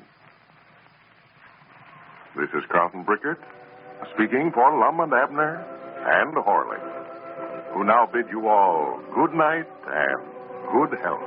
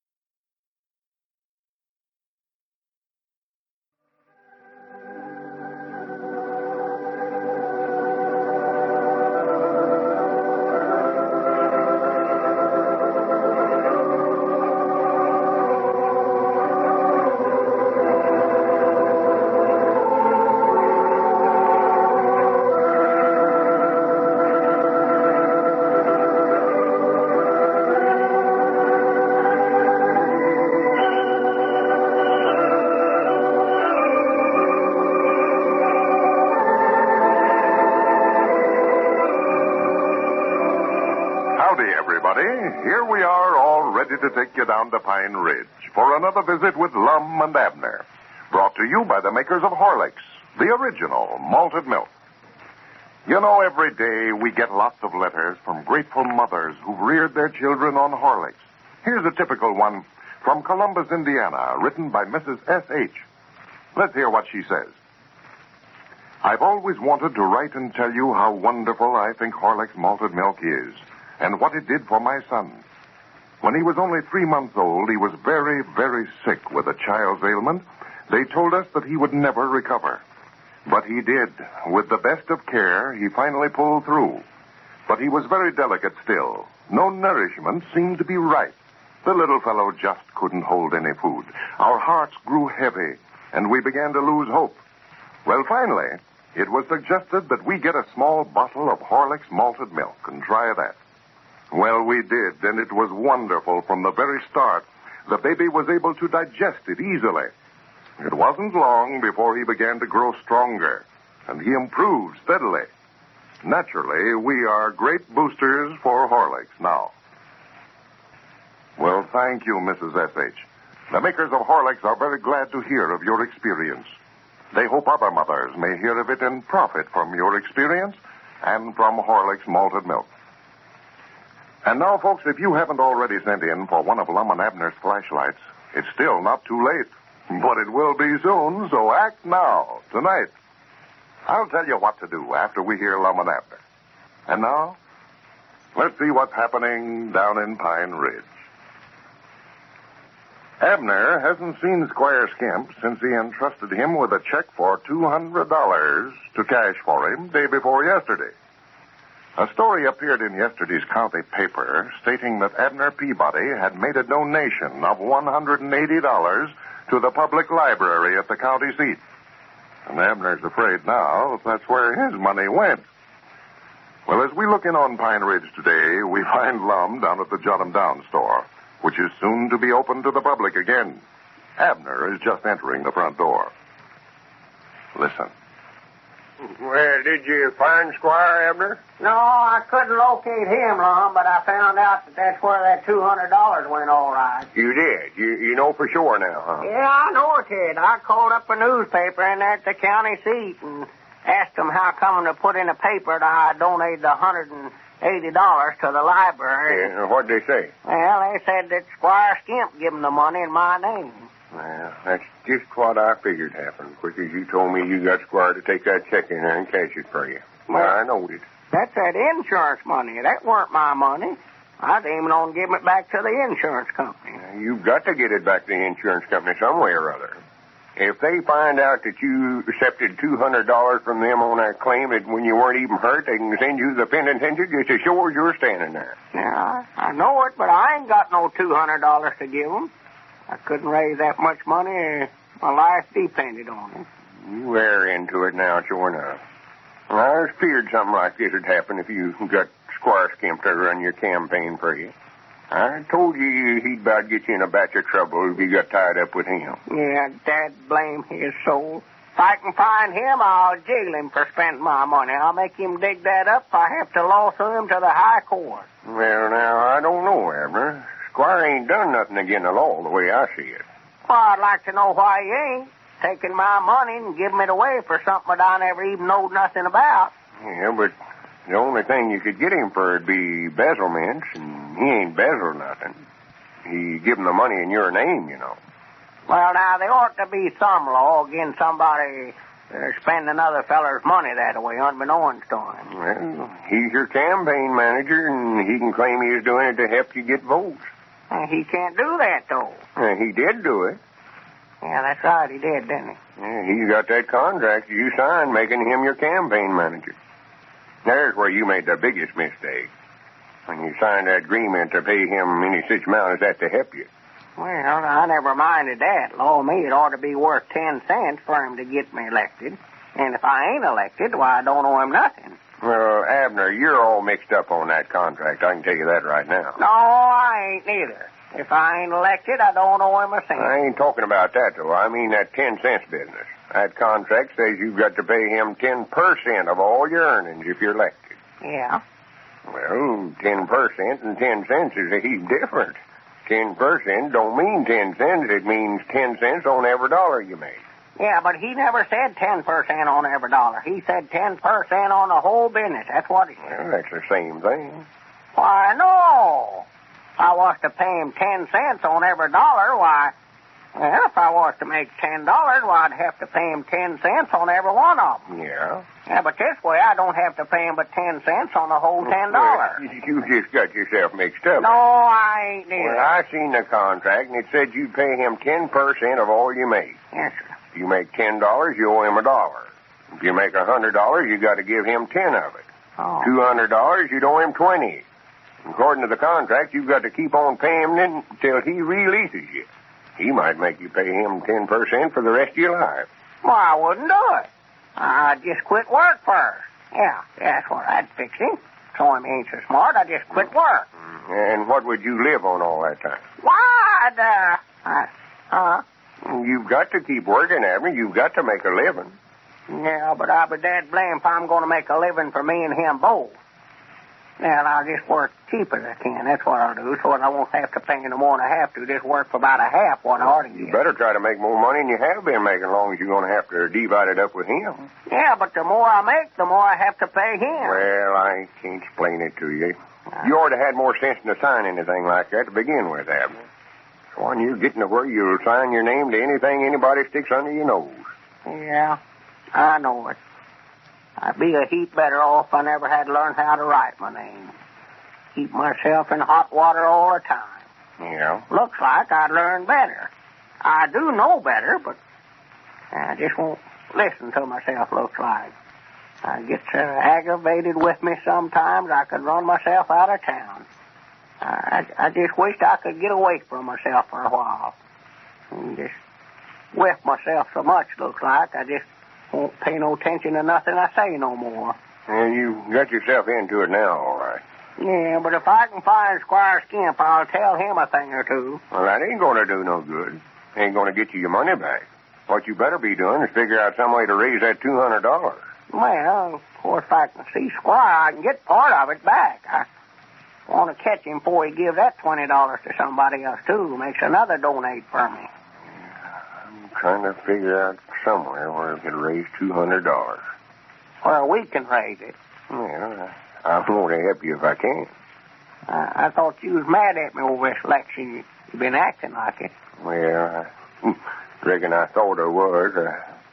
I didn't much like some of the stunts you done in the race, Abner, but I don't know. When it comes down to something like this, Well, you get in a batch of trouble. I want to help you if I can. Ain't nothing personal about it. I don't want you to think that I like you or anything like that, but recollect now, if that insurance company finds out that accident was a fake, that you wasn't sure enough hurt, they might could get me for being an access to the crime. You know, I was the one that thought up the idea of you making out like you had an accident in the first place. Yeah, that's right. Oh. Well, that's the reason I'm thinking about it. Well, I'd hate to get you in any trouble with it, Lum. Reckon if I'd write to that public library or whatever it was that Squire gave her money to and told him that he give it unbeknownst to me and I want it back, reckon they'd send it to me? Yeah, I don't know. They might. I don't think that'd be the thing to do, though, Abner. Make them a donate and then make them give it back. Well, I don't see why I never give it to him in the first place. Yeah, but they think you did. Wrote that story about you. More than likely come out with another story in the paper telling that you took the money back then. Well, I don't care what they put in the paper about me as long as I get the money back and pay it back to the insurance company. Well, I'd run you in there in this election, though. The whole town would turn against you. Well, I don't care about that neither. I'm trying to figure out a way to get that money back to the insurance company, and I ain't going to rest till I do. That might be the best way out of it, all right. Just write the library a nice letter and explain the whole thing to them. I reckon they'd send it back to you. But I'm telling you now, it'll ruin you in there at the county seat. You wouldn't get a vote in there. Well, you ought to be glad of that, then. Well, I'd love to win the election, or I'd love to be president the worst way, but I want to feel like I win it fair and square. Wait a minute. Look yonder. Where? Coming up out front there. There's your campaign manager for you. Yeah. I dog it if I don't tell him a thing or two. Don't say nothing about that 10% business, that contract. I'm going to study up some way to get you out of that if I can. So don't let on like it's a worrying, you know. Yeah, what I'm after that $20 if he still got it. Yeah, get that if you can. Well, howdy, Squire. Well, good evening, gentlemen. Good evening. Come on back. Yeah, I want to talk to you, Squire. I've been looking for you ever since yesterday. Yeah, where you been? Well, yes, the little wife told me that you'd been over to the place, Abner. You see, I've been out campaigning for you. I tell you, Abner, we're going to have a landslide. We'll win this election by... excuse me, Lum. I forgot the opponent was sitting right here with me. No, that's all right. Don't mind me. Just go right ahead on. Well, what I want to know is where's that $200 for that check that I gave you to cash for me the other day? Yeah. Well, I'll tell you, Abner, now, that's just what I come over for. I seen an opportunity the other day to do a lot of good and get you a lot of votes at the same time. So, as your campaign manager, I donated the $200 to the public library in there at the county seat. $200? The newspaper just said $180. Yes. Now, I believe that's what it come to. You see, according to the contract, I get 10% of all your earnings, Abner, and that 10% of $200 would be $20. Yes, the newspaper's right about it. That's what it was left, $180, yes. Well, according to that contract, Squire, you don't get 10% less than Abner's elected president of the store here. He's good as elected right now. Well, I'll tell you what I'm going to do. I'm writing that library in their letter right this afternoon and telling them if you give them that money unbeknownst to me, and I want it back. Oh, well, here now, Abner, now, for goodness sakes, now, don't do that. That ruiner just showed the world why the whole county turned against us here. Well, I don't care if they do. I know what's right and what's wrong. That money belongs to the insurance company, not to me. My dog it, I'm going to take it back to them, even if I lose the race. Now then, give me that $20 right now. Yeah. Well, now, here now, Abner, now, wait a minute now. We better talk this whole thing over, you know, us being such old friends. Old friends, nothing. I'm tired of hearing that. Granny, you give Abner that $20 right now, or we'll take it away from you. Here, Abner, grab that arm over there. Granny, we'll either get that $20 or we'll take it out of your hide. Well, this looks like one deal that the Squire won't be able to put over on the old fellows. This is Carlton Brickert, speaking for Lum and Abner and the Horlicks, who now bid you all good night and good health.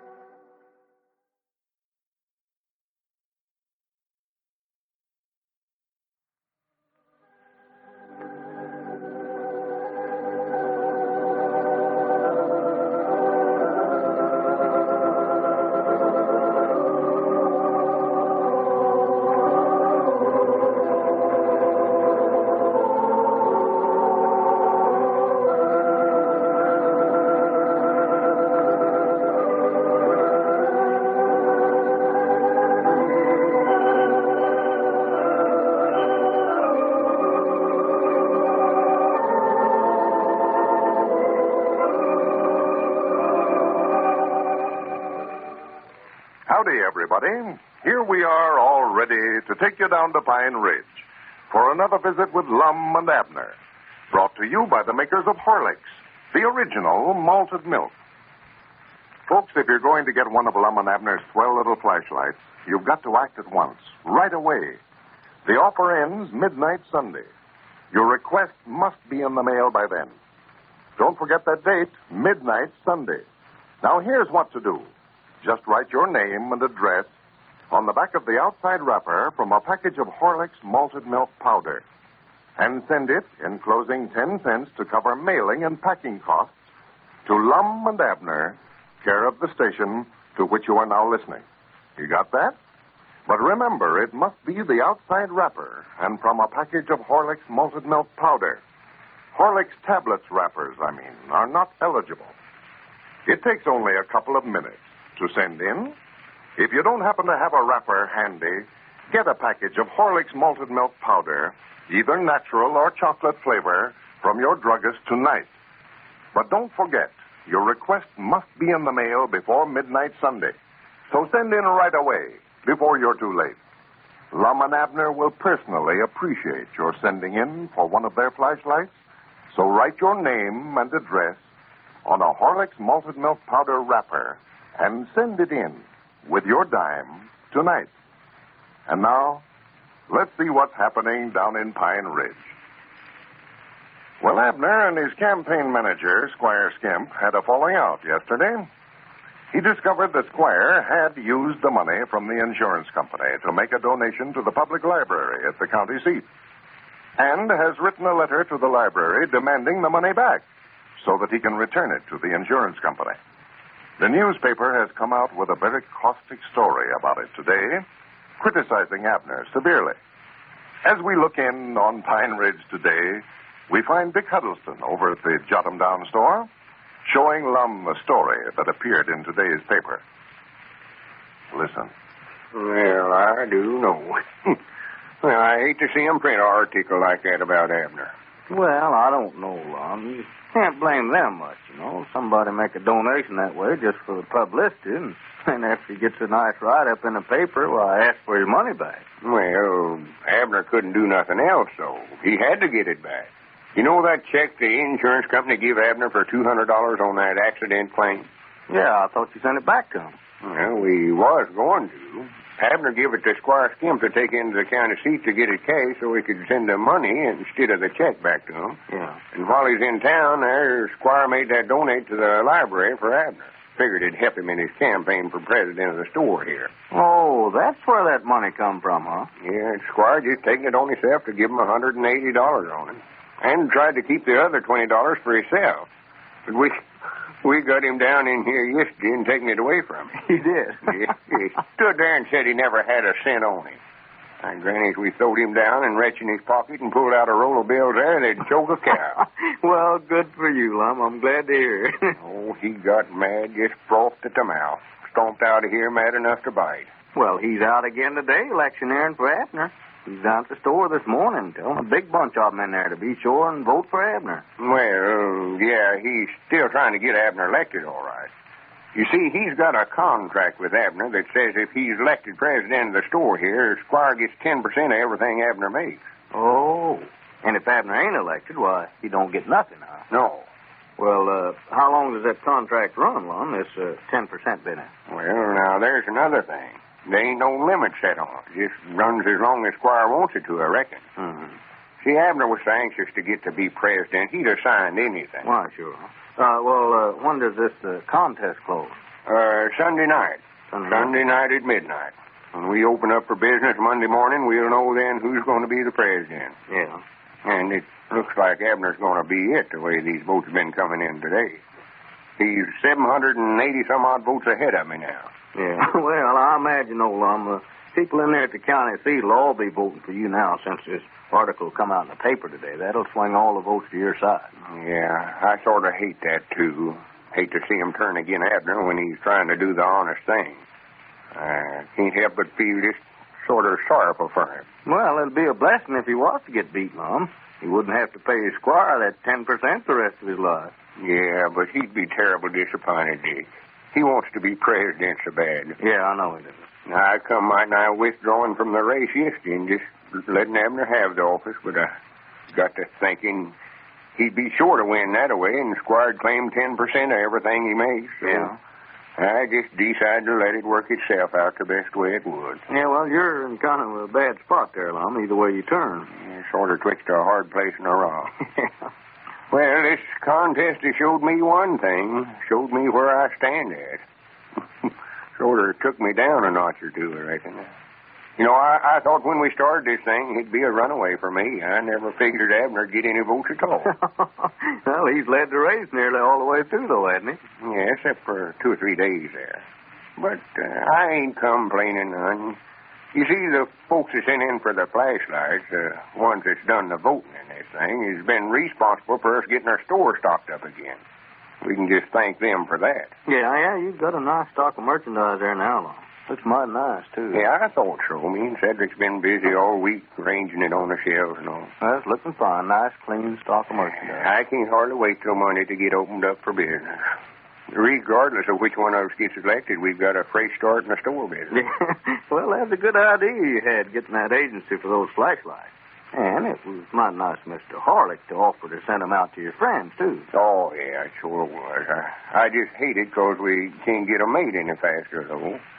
They're running that flashlight factory day and night now, making them just fast as they can, but it's going to be a little time yet before some of them gets them. Well, you told them on the party line the other day there'd be some delay, so I don't think you'll have any complaints over it. I hope not. Well, you can't help it, Lum. You fellers are doing all you can, and Harlicks are doing all they can. Yeah, there's another thing. I hate it on Mr. Hart's account, too.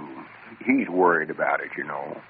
You see, we never had no idea we'd get so many requests for him. Well, I thought you wanted all you can get. Oh, we do. Yeah, sure we do. Mr. Harlick is from tickled over it. Yeah.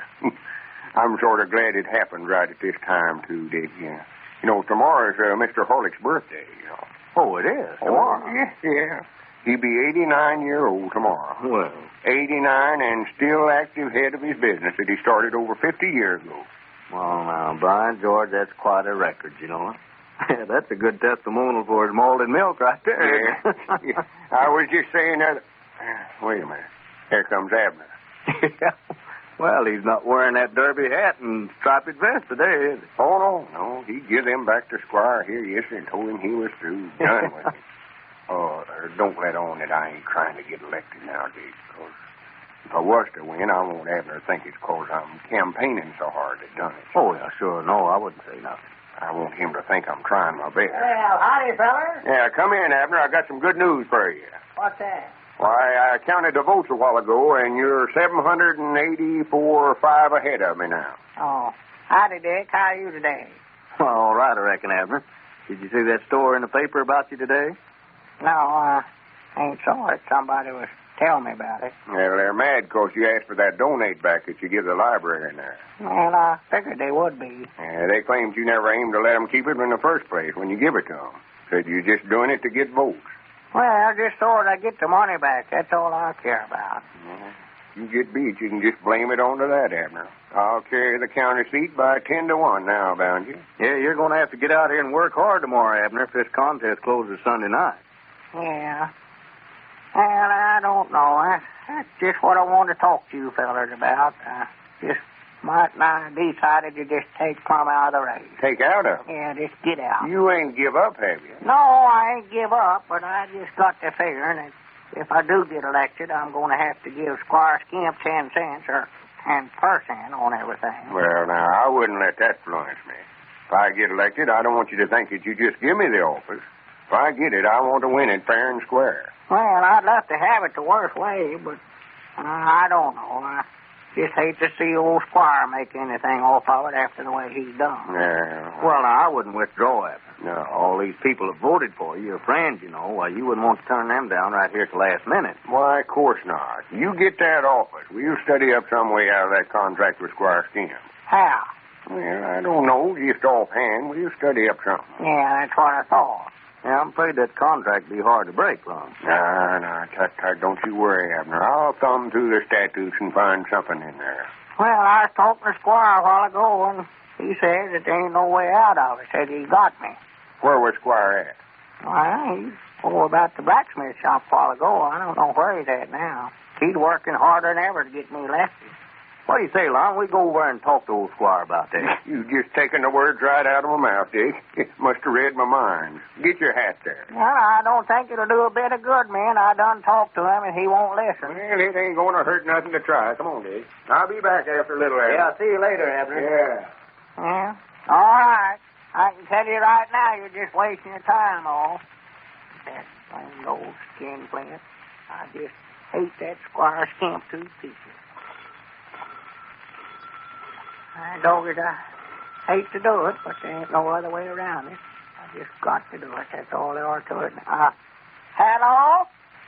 This is Abner Peabody talking. I got a little announcement to make about myself. I'm in a batch of trouble here. I appreciate all the votes that you folks sent in for me, but now then, I've just got to keep from getting elected somewhere or other. For if I do, Squire Skimp's going to get 10% of everything I make from here out. I don't want to withdraw from the race, but I want Lum to get the office. The way things stands now, I'm nearly 800 votes ahead, so for goodness sake, send in a vote for Lum and get it in the mail before Sunday night. This is the first time that I ever got out and campaigned against myself, but it's the only way I know to beat Squire Skimp. So if you want to help me do it, why, send in a vote for Lum. But now, don't none of you let on to Lum, but I told you to do that now. Well, I'll be looking for a letter from you. Thank you. Well, that sounds odd, but if you want to help Abner, send in a vote for Lum. This is Carlton Brickert speaking for Lum and Abner and Horlick, who now bid you all good night and good health.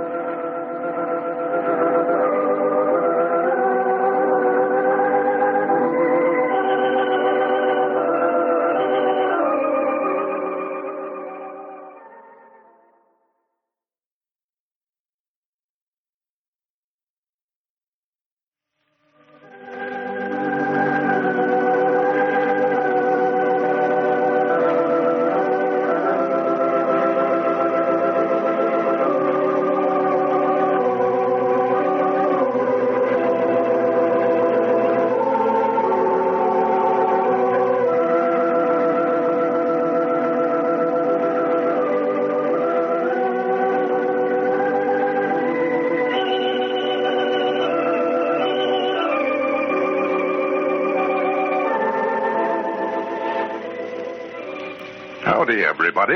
Here we are, all ready to take you down to Pine Ridge for another visit with Lum and Abner. Brought to you by the makers of Horlicks, the original malted milk. How many of you radio listeners have trouble getting to sleep some nights, lie tossing around waiting for sleep that seems never to come? Quite a few of you, probably. All of you I know at some time or another. And here's a suggestion that's proved helpful to many in this predicament. One that I think might prove helpful to you. Before going to bed, drink a glass full of Horlicks malted milk, hot. You'll notice a difference at once. It soothes and relaxes you, helps you to fall asleep easily and naturally. And that's not all. Horlicks helps you to sleep soundly. You know, scientists have shown us that broken sleep isn't restful sleep. To be really beneficial, it must be deep and continuous, they say. And that's a good point to remember. We all need plenty of good, continuous sleep, both young and old. It builds up resistance to illnesses, too. Why not try Horlicks tonight? You'll be surprised how much fresher you'll feel in the morning. Remember, a glass full of Horlicks malted milk, hot, just before going to bed. And now, let's see what's happening down in Pine Ridge. Well, yesterday was the last day of the contest in which the public was asked to select the president for Lum and Abner's new store. Squire Skimp, Abner's campaign manager, and who is particularly interested in the outcome of the election, has demanded an official count of the votes sent in. And so as we look in on Pine Ridge today, we find Lum and Abner waiting in the front part of the store while Dick Huddleston, Grandpappy Spears, and Squire Skimp are back in the feed room making a final count of the votes. Listen. Well, I wish they'd hurry up in there. I'm getting tired of waiting. Yeah, I could have had them votes counted 2 hours ago. All we needed to do was just count the votes that come in today and add them to what we already had counted. Yeah, but Squire's going back over all the votes, so counting the whole business over again. Yeah, he's bound and determined that you're going to get elected. He's on that 10% you agreed to pay him if you get elected. Yeah, sure, that's what's worrying him all right. It's a good thing we got Grandpappy and Dick back there watching him. He'd claim he's elected regardless of how many votes you got. Well, I tried to withdraw from a race, and Squire claimed that on account of signing that contract that I had to stay in there. Well, I think I'll win it all right, so I wouldn't worry none about it if I was you. Yeah, that's just your trouble, Lum. I'm going to be disappointed either way it goes. Disappointed? Yeah, if I win, I'm going to hate to pay Squire 10% of everything I make for the rest of my life. And if you win, well, I'm going to be disappointed because I never got to be president of the store. Well, now, you oughtn't to feel that way about it, Abner. We left it up to the folks out on the party line to elect whichever one they wanted. And when it gets beat, or to take it in the right spirits. Don't want to have no hard feelings over one another. Oh, no, I ain't sure. I ain't going to get mad at nobody over it. Well, that's fine. If there's anything I hate, is a poor loser. Wait a minute, there they come. Well, who in the office, Dick? Well, we're not through yet, Lum. I just come out to get a drink of water. You got any drinking water around here? Yeah, there's a bucket right there on the end of the counter, Dick. Cedric just brought it and brung it in a while ago. How long will it be before you're through, Dick? Yeah, we're getting sort of curious out here. Well, it oughtn't to be long, just a few minutes, I reckon. We've got all the votes counted now, and we got to total them up. Well, how's it looking? Can you tell anything about it yet? Well, yeah, I believe Abner's a little ahead, the best I can tell, Lum. Abner is. Well, good. No. Dad, blame it, I wish I could make up my mind where I want to get elected or not. I thought you wanted me to get the over so you wouldn't have to pay Squire nothing. Well, I don't know which I want. Take that bucket on in there with you, Dick, if you minds to. Give them other fellas a drink. Oh, we'll be through in there directly, Lum, and we'll let you know as soon as we can. All right, Dick. I can't wait to tell Elizabeth. And she's going to be awful proud of me being president of the store. Yeah, but wait till she finds out you're paying Squire 10% of everything you make just for managing your campaign for you. She won't be so proud of you. Dad blame him. Dad blame him. Swan to goodness, he gets me so aggravated every time I think of him I could butt my head against something. Swan to goodness. I tried to tell you and you wouldn't listen to me. The only way to get along with Squire Skimp is just to stay away from him. Yeah, I wished I knowed some way of getting even with him. That's what I wish. Yeah. We'll find a chance. According to that contract, you have to pay him 10% of what you make on your farm, and 10% of everything you make here in the store, and 10% of your constable fees, and 10% of everything, I reckon. Yeah, I know it. Yeah, according to that, I pay him 10% of everything I make from here out. Well, we just bide our time. We'll find a chance. He's imposed on us for years around here, and I'm getting just about enough of it. The only way to get even with a feller like that is just to give him a dose of his own medicine. Huh? Give him what? I say we'll give him a dose of his own medicine. Is he sick? No, he will be again we get done with him about you. Oh, give him something that'll make him sick, huh? Yeah, we'll make him wish he'd never tried out any of them crooked schemes on us. Yeah, that'll fix him, yes, sir. That's the worst tasting stuff I ever put in my mouth. What's the worst tasting stuff? Why, that medicine here that we're going to give him a dose of. What medicine are you talking about?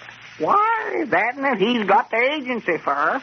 I bought a bottle of it off of him the other day. We can just give him that. I just taken one dose out of it. Well, I ain't talking about that kind of medicine, no, Abner. It'll sure make him sick. I can guarantee you that. It's awful. Well, I know the kind of medicine I'm talking about, though, will be a heap worse than anything he ever had. Yeah. I tell you what we can do, Lum. Just take all the worst tasting medicine we can think of and mix them up together. Asafoetida and castor oil and quinine and sulfur and apple bitter. Well, wait a minute, Abner. You still don't know what I'm talking about. Well, now, if you can think up a worse mixture than that, I'd like to hear it. Well, you ought to know we couldn't get Squire to take no such conglomeration as that. Well, no, of course, it's going to be hard, I know that. I expect we're just going to have to make him take it, just force him down. You still don't know what I mean. When I said we'd give him a dose of his own medicine, I didn't mean we'd sure enough give him no medicine.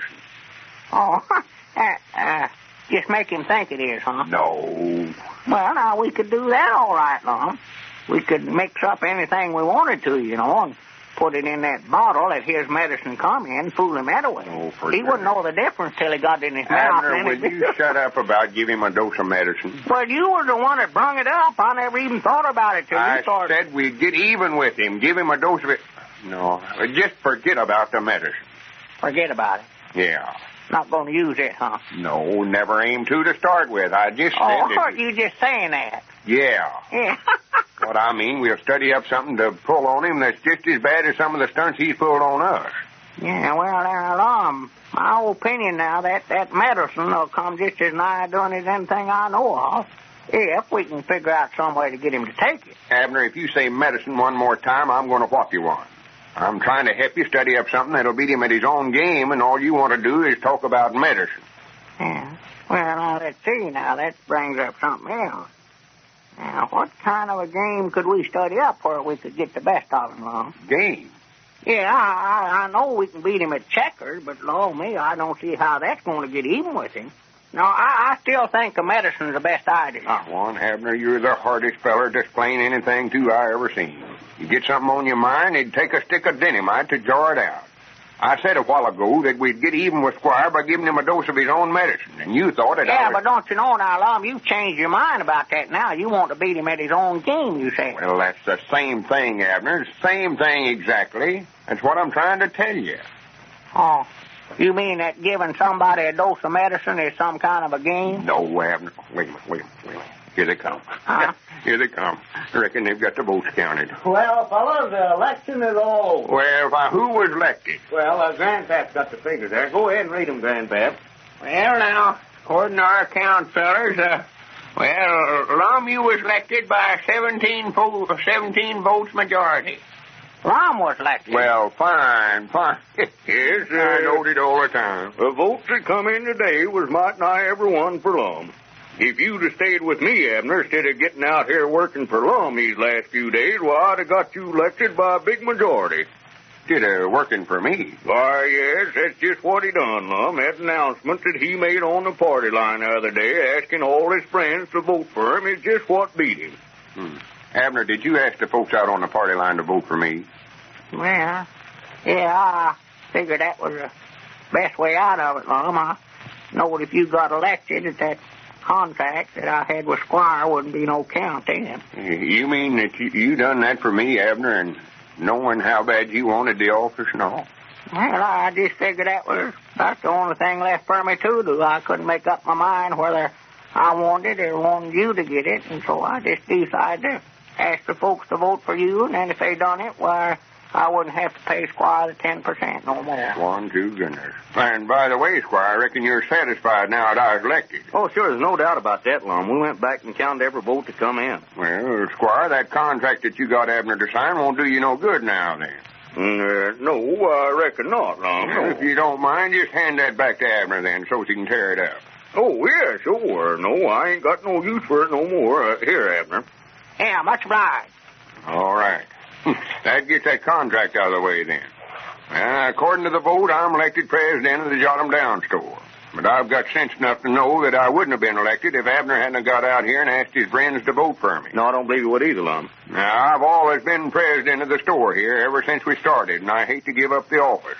But I know Abner's always wanted to hold the office. Well, yes, I did want to be president mighty bad, Lum. I had some new ideas that I want to try out in the store business, but you was elected, so I reckon just forget about it. Now, what I started to say, Abner would have had to pay Squire 10% of everything he made if he'd been elected. But he can't collect nothing off of him if I just give the office to Abner. From now on, Abner's going to be president of the Jot 'em Down store. I'm turning the office over to you, Abner. Let's see what you can do with it. And one of Abner's lifelong ambitions has now been realized. President Abner Peabody.